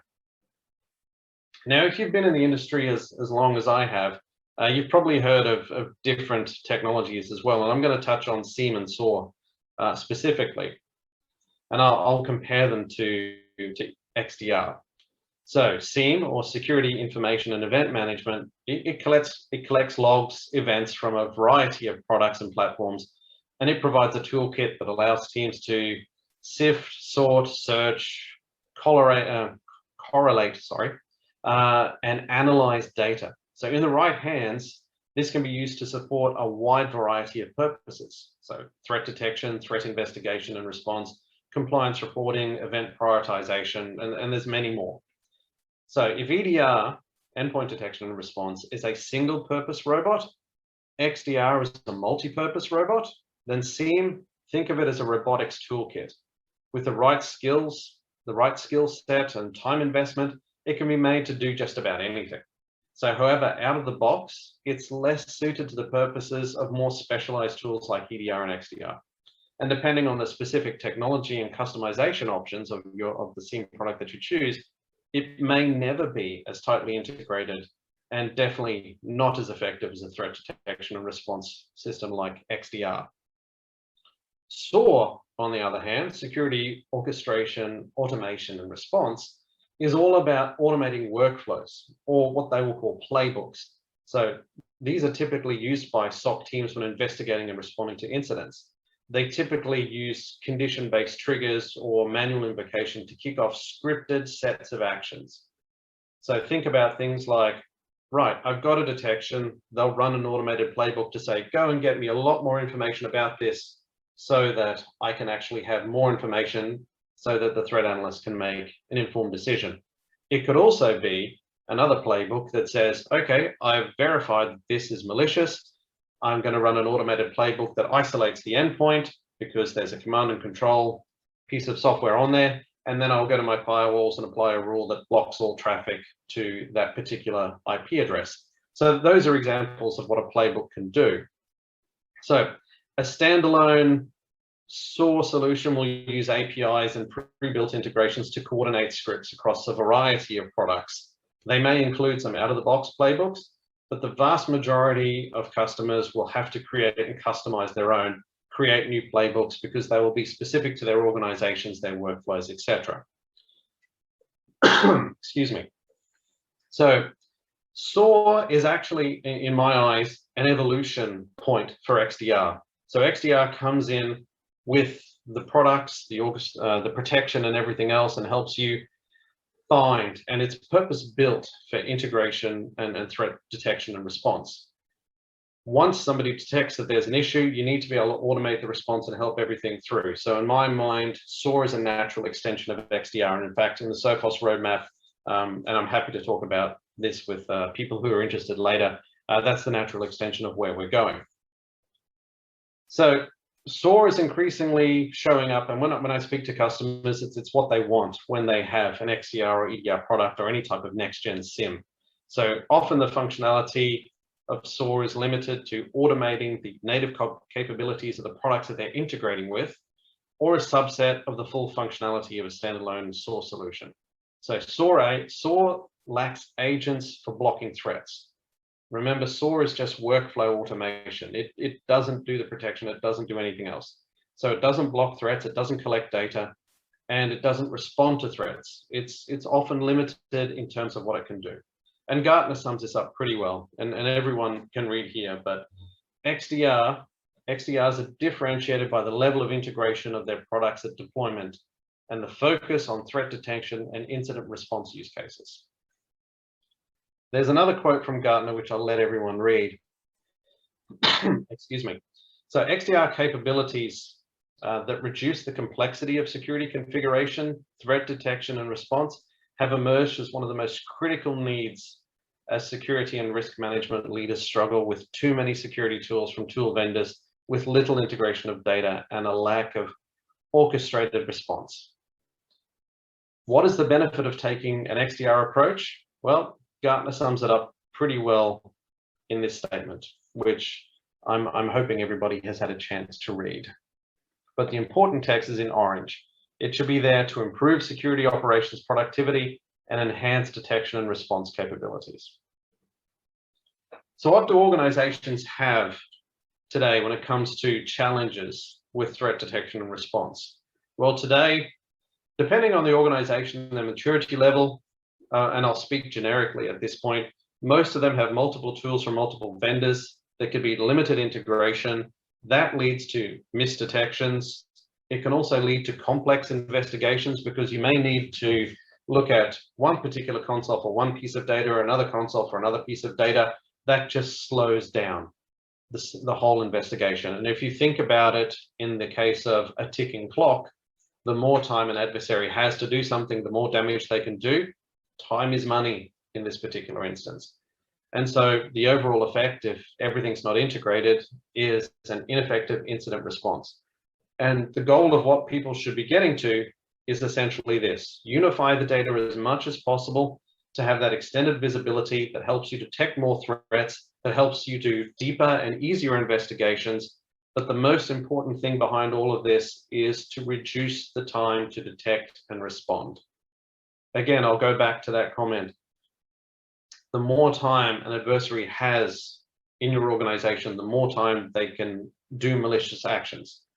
Now, any threat actor, their main and initial goal is to come in and remain undetected as long as possible. That is one of their biggest goals if they are spending the time to penetrate an organization which they feel can be a good payday for them. You want to find them and remove them as fast as possible. Now, we talked about these things at the beginning of the presentation, the business shift and the attack shift. I'm not going to go over them. I'm just going to bring them back here just to remind people the fact that the business is shifting. That's been especially true in the pandemic, and the attackers are shifting as well. Because as the situations with businesses change, they change their techniques. And as you block them, they look for different ways to get in. So this is also bringing on an IT security shift. So businesses and attack shifts, they require a parallel adaptation in IT security. So previous protection approaches may not detect all new attacks. And this is the gamesmanship nature of this particular field. It's one of the reasons I like being in IT security. It's a constant evolving situation. Think of it a bit like a chess match or a military operation. So as we face an intelligent adversary that continuously moves the objective as we progress towards it, so are we developing countermeasures to improve our chances of winning. And I will also reiterate one of the things I said earlier in the presentation. Remember that for the vast majority of time, the defenders, so you defending your organizations, you're actually winning. It's only the exception to the rule where somebody gets in and you see, okay, something goes wrong. and then they hit the news. But of course, you obviously don't want to be on the front page of the India Times or the Wall Street Journal or anything like that, because that might not be a good business for you as well. Excuse me for 1 second. Thank you. So this is why, and I'll talk about Sophos specifically here for a very brief period of time, and then I'll go back to being more generic. So Sophos has created what we call the adaptive cybersecurity ecosystem. And this gives you a sense of the product and technology platforms that we have built. And in fact, you could say it's our entire portfolio of what we do on a single page. So it starts with a data lake at the bottom that we've built, and we leverage that for our products and our services. It's a single integrated data lake where we take information from Sophos Labs, our AI team, and in fact, all of the products, they populate this data lake, and it's consumed by the products themselves that populate that lake. So this is both the software and the hardware products and the services. So services has become a substantial introduction of what we've done in the last 18 months. It's been very popular with our customers. So the concept of the adaptive cybersecurity ecosystem, it's a concept where we take all of the information in the data lake and from labs, Sophos Labs and the AI team, the products, and leverage all of that information, whether that's to improve the products or to provide a service like MTR or rapid response, with the main goal to better protect customers. So Sophos Central is our management platform. It continues to be our single integrated cloud-based management platform, and that provides the dual ability of security management, threat hunting, and IT operations. And that's, of course, for the more sophisticated organizations. And on the left side, what you see is a list of APIs. We continue to be fully invested in APIs that allow our products and technologies to be accessible to other industry players, to developers of all stripes, whether they're customers, partners, MSPs, MSSPs, or any other types of integration. And this is the platform that we've built and we'll continue building out, and we're making pretty good progress. I'll just show up this slide here on APIs. It's very important. Why? It's a strategy driven by our Chief Technology Officer, Joe Levy. But as I've also mentioned before, integration points are very important when it comes to things like SOAR and having automated responses to various incidents, etc. So I won't dwell on this as well. And as we have an open ecosystem, again, our CTO is very big on promoting the openness of our platforms. We've already got a lot of integrations which are there. If you're curious about any of these things, feel free to speak to any of the Sophos team later. I'm sure they'll happily speak to you about all of these things in more detail. And as you can see there, we've already got multiple integrations with SOAR and SIEM products. Now, there is one last thing which I'd like to talk about, and this is very important, not only to myself as a product manager, but I think it's good for customers to understand. And more importantly, this is the way the whole security industry should be working as a whole. So let me explain what this slide shows. So what you have here is like a virtuous cycle. So it's the continuous improvement, and that's driven by human operators and automated detection. Now, I've included the Sophos examples here, but you could also use this in any of the products that you have and deploy. So in this particular example, the human operators, so in the Sophos example, that's our MTR and rapid response teams, also the internal security ops team at Sophos. They will do IOC discovery, so indicators of compromise, and they'll use hunting methods, and that information feeds into Sophos Labs, so that's threat intelligence. That'll also feed into the AI models that we build and our product roadmaps, all of which improves the efficiency of how the human operators then work. So this is why we have our adaptive cybersecurity ecosystems, because it leverages the automation and the analysts, as well as the collective input of the various Sophos products, partners, customers, developers, to create protection that continuously improves. So this is a virtuous cycle. So if you think about it for your organizations, if you set up a SOC, you've got your human operators. If they see something, they might say, okay, we can tweak these protections. So you might then put that into the various products that you use to say, okay, we'll create a default firewall rule, for example, that blocks these known bad IP addresses. And we're going to get a feed from this particular source so that we can make sure that we are doing our best to block the most known bad IP addresses and URLs as we can. And of course, you then automate it and it goes round. So if you're going to build a SOC yourself, think about this as well. How can you have your own virtuous cycle? How can you keep improving things so that as you learn new things, because keep in mind, one of the best things that humans are good at is learning from their experiences. As you learn new things, how can you automate that? How can you improve it so that you don't have to spend time on that again? And so you can focus on other particular attacks and techniques.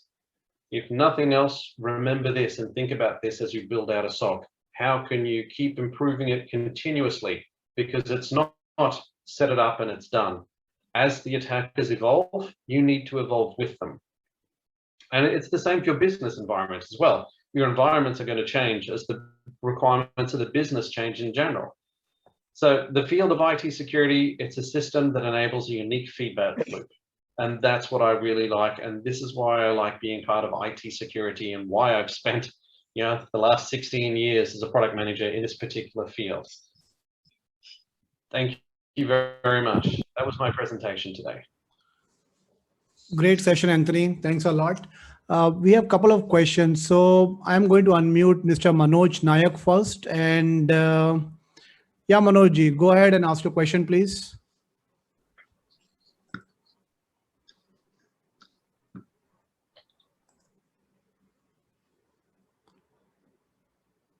Manoj, go ahead, ask your question. Yes, thank you, Vikas. Are you able to listen to me? Yes, we can hear you. Go yes, ahead. I can hear you. Thank you, Anthony. It is an excellent session. Thank you. I understand the cyber defense strategies of organizations are now moving to detect and rapid response, which was earlier, protect, defend, and detect and response. So many people are believing in a faster detection and a rapid response. And there are so many technologies are available, like you have also said in your presentations. So starting from EDR, XDR, we have deception technology. We have so many other technology like SIEM, SOAR. So like, what the organization should do? Are there any one technologies which can, fulfill all the requirements, or who can, really, advise the organizations and which can be believed by the organizations, then organizations can invest in those tools and technologies? Well, obviously I could give the very biased Sophos product management answer and say, well, the Sophos products do a good job. The response is essentially, it can vary from organization to organization. XDR tools are very useful. If nothing else, I would start there. XDR is also, especially if you speak to analysts and people who have implemented it, it's an emerging product market. As I also mentioned, the natural extension for XDR is SOAR. So if you've got an XDR product that is integrated with a SOAR platform or has its own type of SOAR automation or any type of automation playbooks in there, then that's what you're looking for. If you're a larger organization, SIEM might make sense, but it's not always the case. Unfortunately, there's not a one-size-fits-all, but if nothing else, I would say look at an XDR solution as a starting place, because you can collect information from not only your endpoints, but from various places around your organizations. If nothing else, you want endpoint and network. Anything else on top of that is you actually add in, maybe email and all of that. That's why at Sophos we built up the ACE platform, so the adaptive cybersecurity ecosystem. But of course, Sophos is one choice. There are other competitors out there. Make the choice that suits your organization the best. Does that make sense? Thanks, Anthony. It's really a difficult, choice, where to invest and how to invest, and also it has to be done very quickly, for any organization. So like, the EDR to XDR transformation just happened in a matter of 6 months. Yep, that is correct. I mean, another way of potentially looking at this is you could set up an engagement with an MSSP or somebody that provides MTR services, so that it gives you the insurance, you could say, that your organization is being watched and somebody's doing that in-depth investigation for you while you set up a SOC, if that's the direction that you want to go. And that's another way of looking at this, so that you get some immediate protection with somebody with expertise as you build up your own expertise.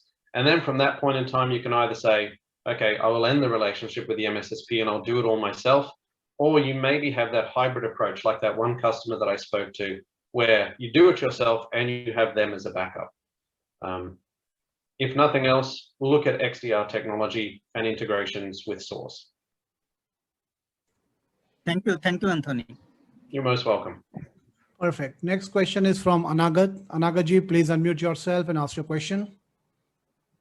Yeah. Hi, Anthony. Can you hear me? Yes, I can. Yeah. Okay. Thanks once again for a great presentation. My question is around the SOC. In your view, what would be the major building blocks of a SOC? We are building one in-house, and obviously, is it building blocks in a SOC? I mean, it is looking at incident response, threat intelligence. What are the major components of a SOC and the skill sets? Okay, so the skill sets, let me just share the presentation. One of the slides from the presentation. Give me 1 second. I have a screen over here, which is the largest screen. Give me 1 second. Let me just share it.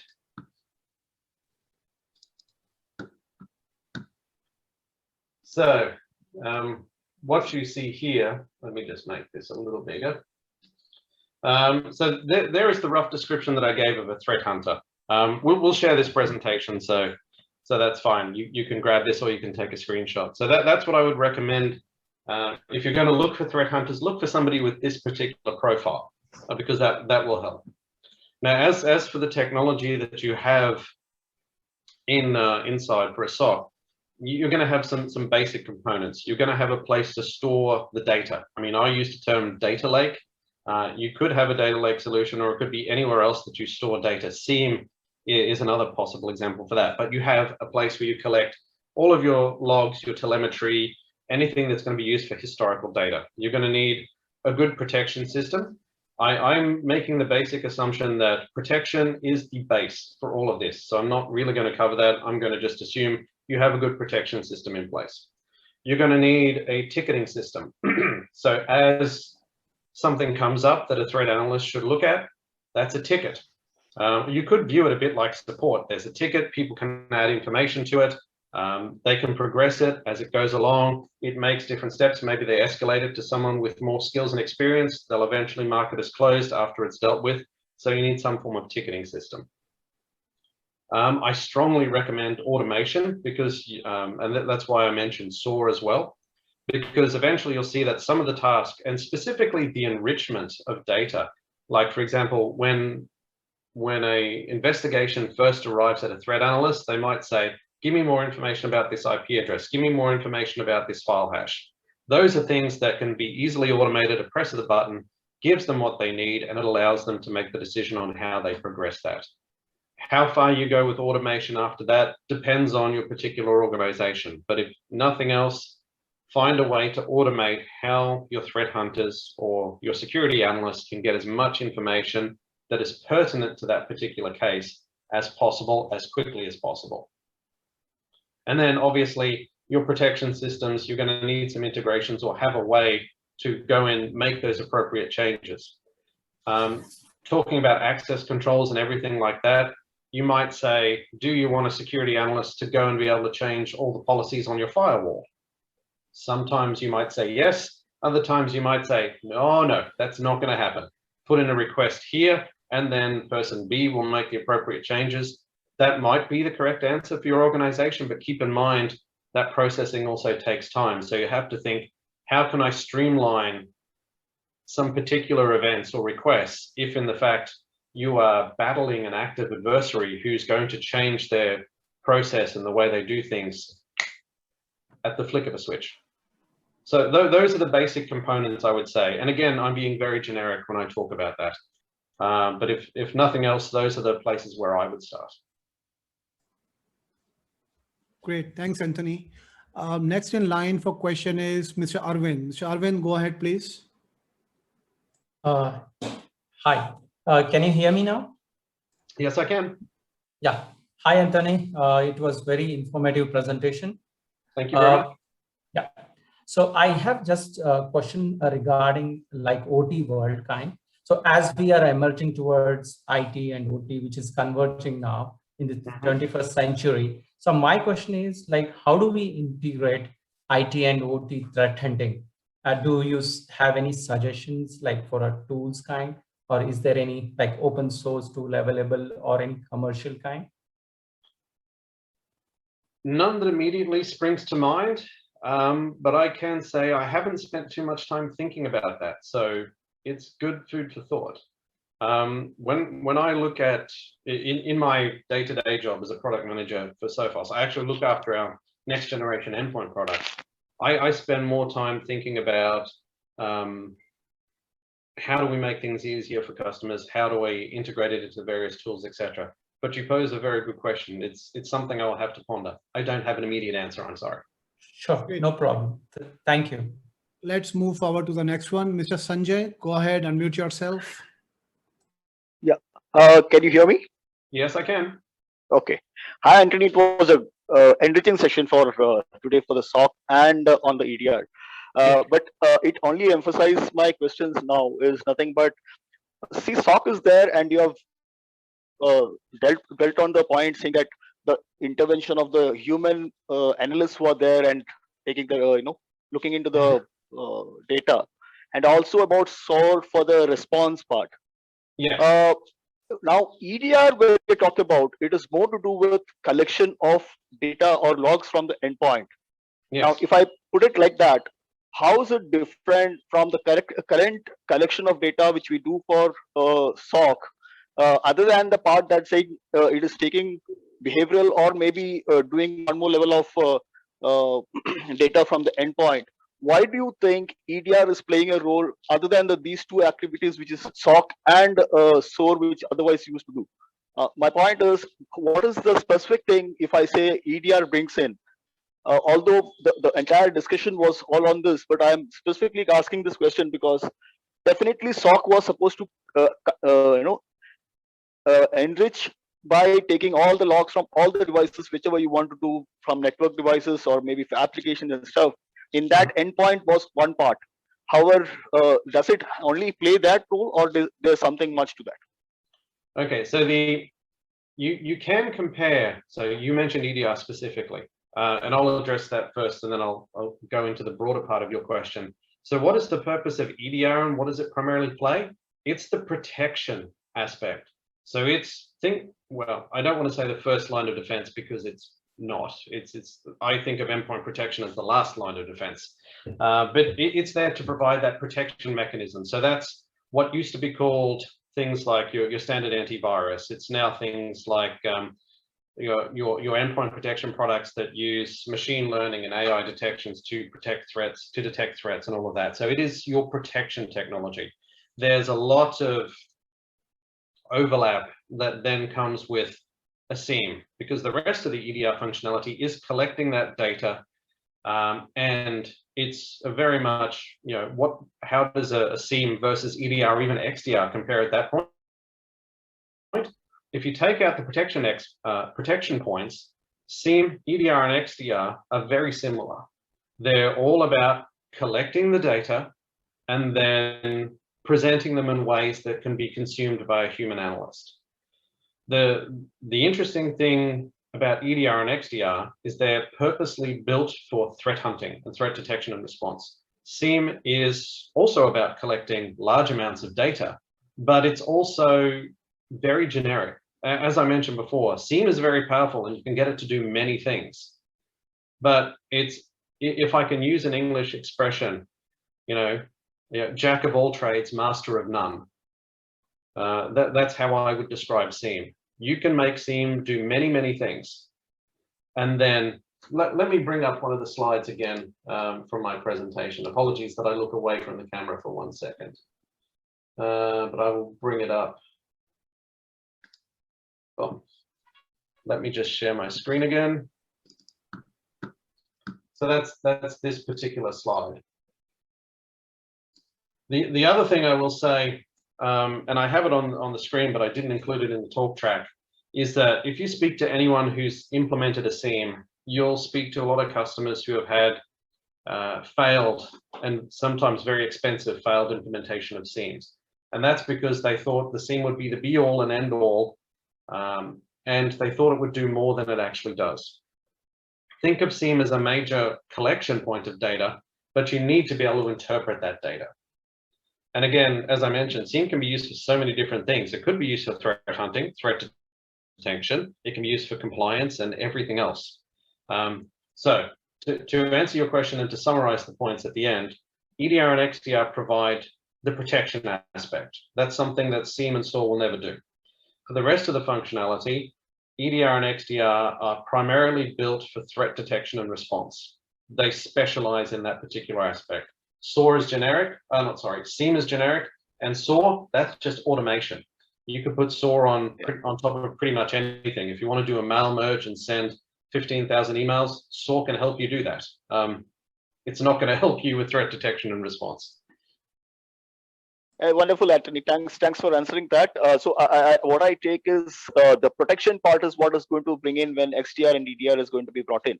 Although SIEM does the correlation part with the human intelligence and SOAR is going to automate it, XDR will be the protection part of which otherwise would have been a specific activity when we do the SIEM part. But thanks for your correct. So if I'll just highlight this part, it's specifically built for threat detection and response. And probably because the surface area is higher when you talk about endpoint, probably we need a specific solution for that. That's maybe it. Yes. Yeah. Great. Thanks, Sanjay. Thanks, Anthony. Now, before we move forward with the Kahoot quiz, there is one important message that one of our community member, Mr. Gupta Boda, would like to share with community. So as you guys know, if you're part of EliteCISO, it's a community of CIOs and CISOs, and we focus on the community engagement and collaboration with each other. There is some help which is required by one of the community member, and Mr. Gupta wants to talk about that. So Mr. Gupta, go ahead, turn on your video and share your message, please.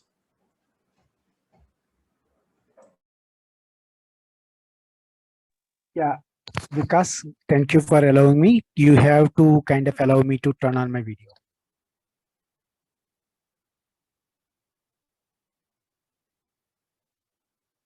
Yeah, let me see where to give permission. Mehul Bhai, is that something you can take care of? Yeah, I think Mehul can do that. Mehul, you being host, you just need to make Mr. Gupta as a co-host.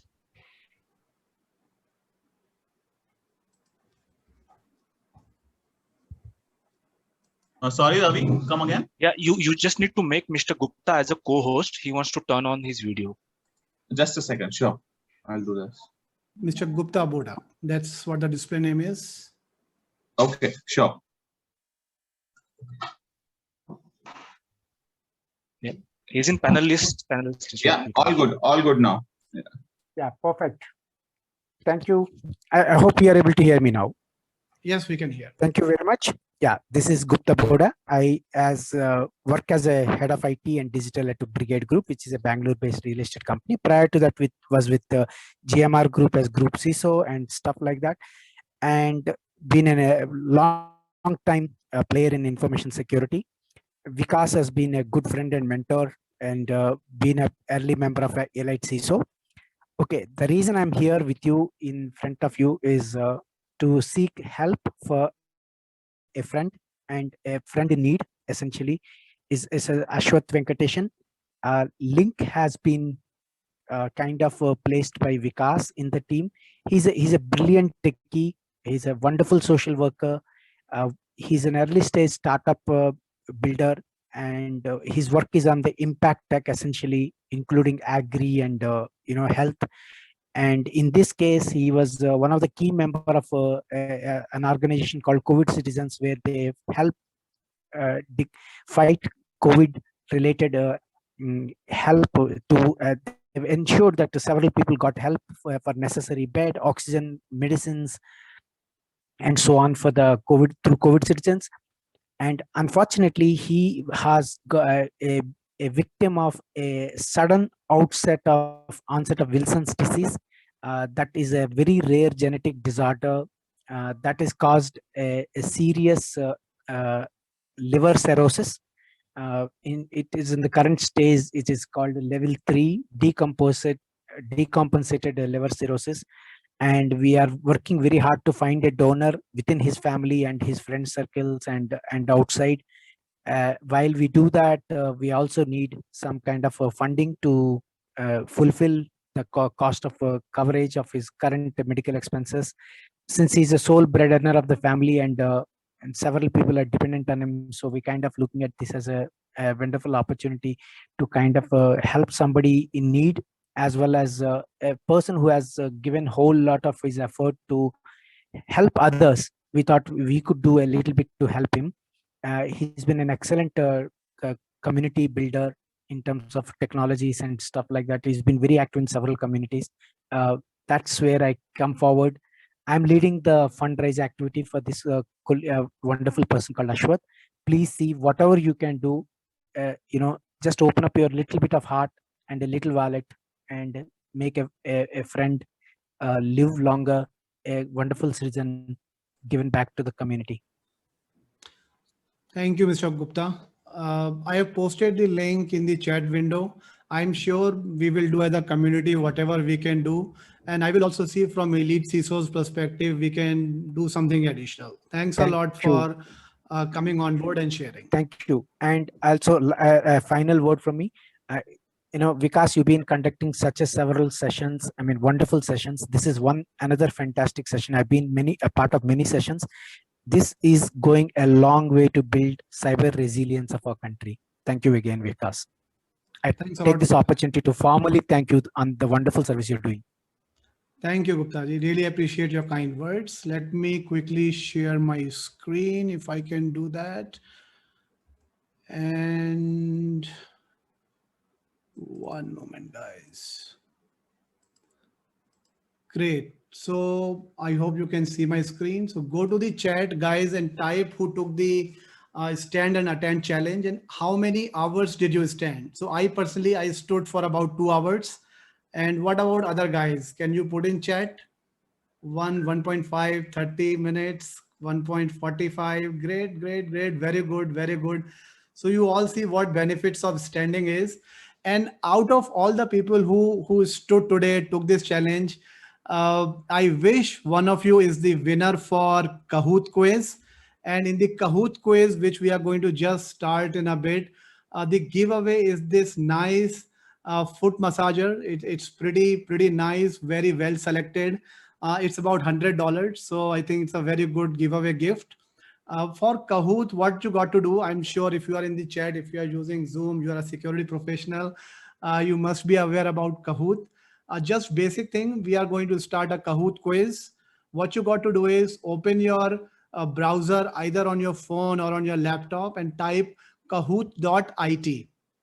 And then we are going to share a game pin. You have to enter that game pin on a game pin box out there and put your name as a real name, maybe first name, last name, and maybe your company name as well. Because if you put your handle, we do not understand the handle, right? We cannot figure out who VA is or who KG is. I mean, last time this happened and we could not figure out a couple of people. So put your name so that we can identify you. And that's how we are going to play it. There will be about 3 winners and they will, each of them will get one foot massager, which is Health Sense. And after this Kahoot quiz, we will also have our fortune wheel. And in fortune wheel also, there is one giveaway, same foot massager. That's how it is going to be. So Mr. Mehul, over to you for sharing the game pin. Maybe you should put it on the chat and then maybe display it on the screen as well. I'm going to stop sharing my screen now. Good luck, everyone. Yeah. Thank you.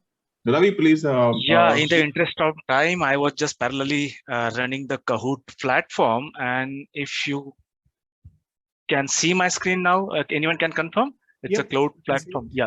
So game pin is on your screen right now. It's 8404611. I'm repeating it, and somebody from panelists can type it in on chat window as well. It's 4611.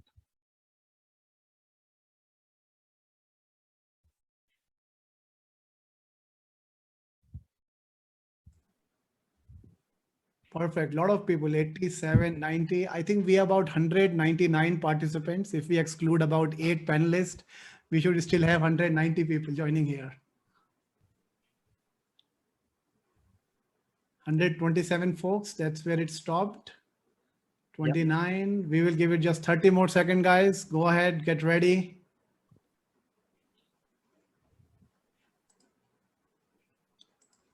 The guys who are not familiar with the platform, it is not about giving the right answer, but yeah, it is giving right and the quick answer, just like a fastest finger first.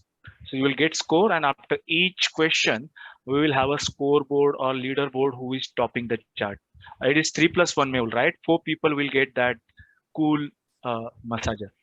No, 3 for Kahoot and 1 for the Fortune, Wheel of Fortune. Wheel of Fortune for 1, yeah. So 3 for Kahoot, top 3 Kahoot winners will get the massager.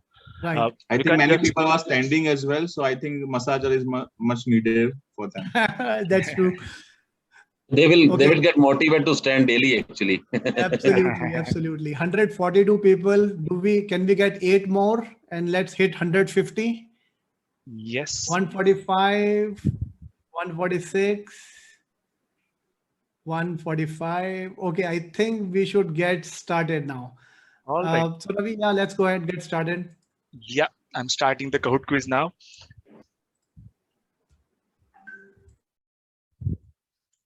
All right, then the first question you should be able to see on your screen now.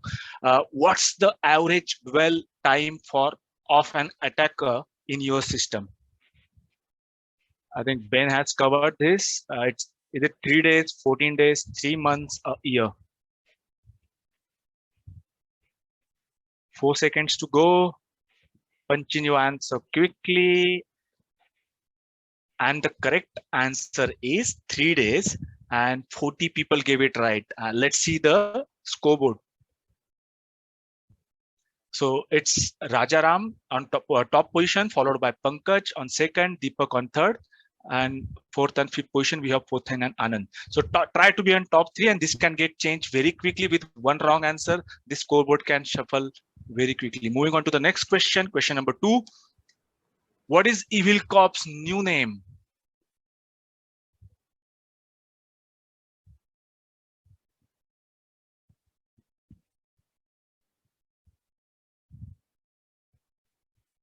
Again, a question from Ben's slide.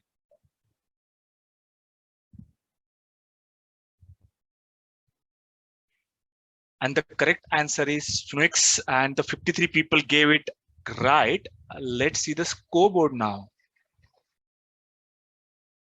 And as I said, it can get changed very quickly. Now Pankaj is leading the chart, followed by Nitesh on second and Amrut on third. Moving on to the next question, question number 3. What is the issue? What's the issue with servers? Again, the question from Ben's slide.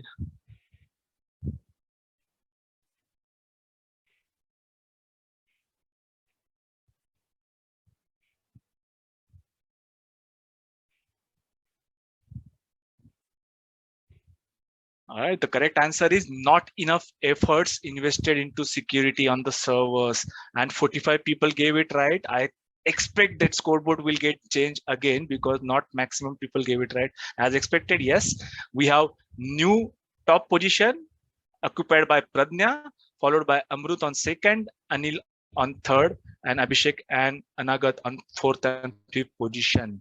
So again, reminding you, top 3 people will get the exciting prize. Next question, question number 4. Which threat actor group exploited exchange server vulnerabilities, that is 0-day vulnerabilities? Apologies for the spelling mistake, it is exploited. The use case which I presented, which was the threat group or threat actor group which exploited the exchange vulnerability.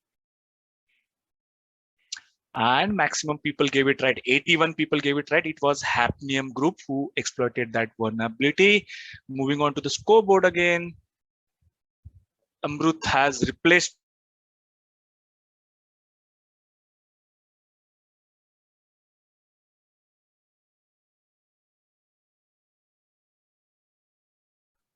Did we lost Ravi again? No, this should not be happening. Oh boy. You should send him a UPS. Yeah. I think we lost him. Yeah, I think he's calling me. I think Mehul, you should take it forward from here. But can you take it forward from here? No. It was shared from Ravi's screen. Oh my God. And then,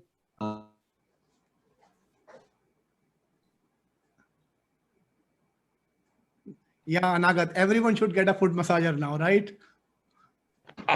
We should have BCP for this now. That's where the BCP comes in picture, guys.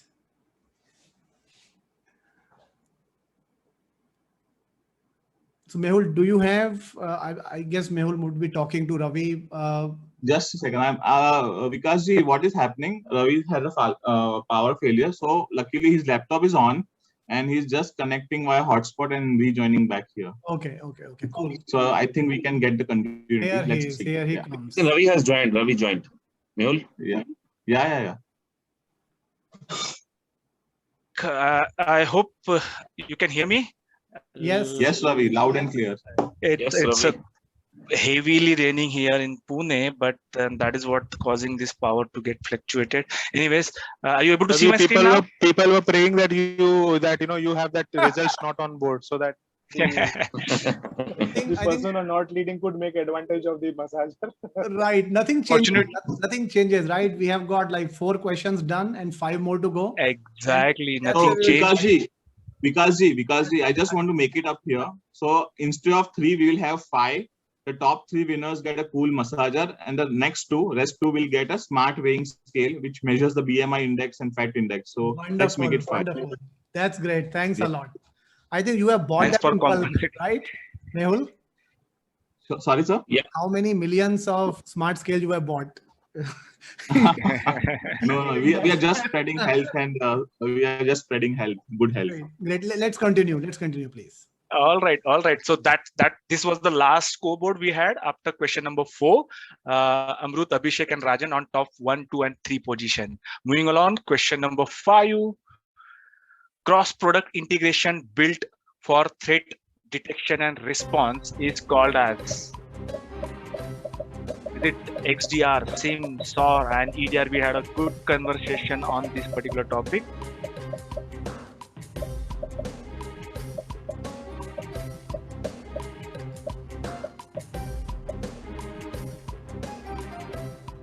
And the correct answer is XDR, and maximum people gave it right, 94. Let's see the scoreboard. I might need to rush. All right, so we have new top position, SA, the mobile number, which I assume, right, followed by Anil, Dhananjay, Somnath, and Amrut. So moving on to the next question, question number 6.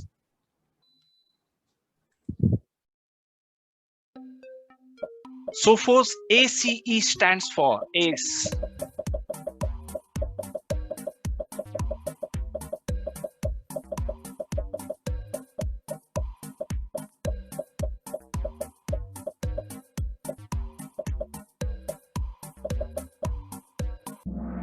All right, 59 people gave it right. It's adaptive cybersecurity ecosystem, which I think Anthony has covered pretty well. Moving on to the scoreboard, it is changing very frequently now. So Somnatha followed by Manoj on fire. Manoj has the highest answers on the streak. He has given 5 answers, right? And then SA, Anil, and K Bhatt. So as Mehul said, top 5 winners, right, Mehul? Top 5 winners will be getting that one. Right. All right. So top 3 for the foot massager, and rest 2 will get a smart weighing scale, which measures BMI index as well as the fat analysis. Good. Both the tools are good for the health. Moving on to the next question, question number 7. Which tool was used to steal credential in the attack use case, which I presented? To steal credential, was it Cobalt? Again, spell mistakes, so Web Shell O, Mimikatz, or PowerShell?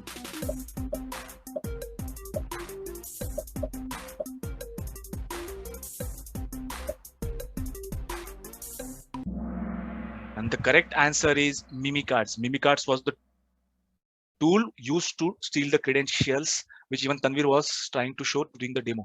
The scoreboard, we have Manoj on top position now, followed by Dhananjay and BSG. BSG, in case you win, we need to identify you. Okay. All right. So moving on to the next question. Question number 8. Common mistake people make when dealing with a cybersecurity incident. Pretty easy one. I expect most of you, if not all of you, give it right.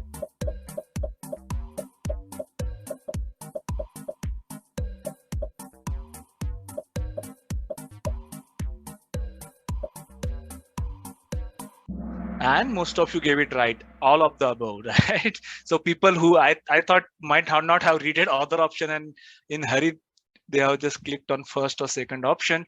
But nevertheless, moving on to the scoreboard, Manoj maintaining the top position, followed by Surinder, Vikas, and Abhishek and Kumar. All right. from Delhi group. All from Delhi group. Top 5 are from Is Delhi. it? Oh, that's great. Other region guys, please be on your toes. You have a last chance to replace them from the leaderboard. Last chance. What is the name of the Sophos cybersecurity management platform? And you should get it right, I expect.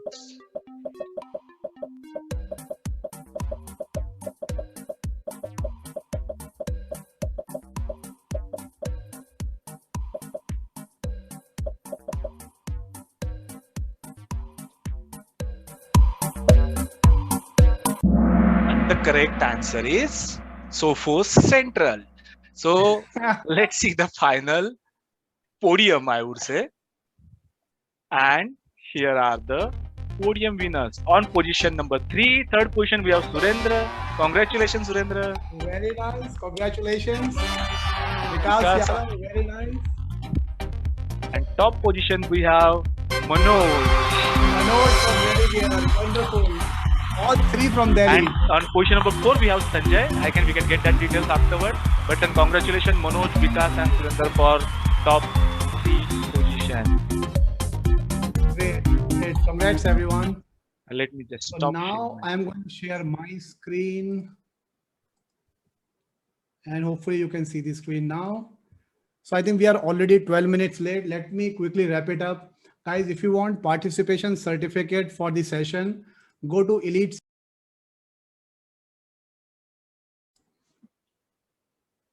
Okay, guys, I don't know what went wrong in today's workshop. At the end, I think there was some technical glitch, so we could not conclude properly. That's why I'm recording this message.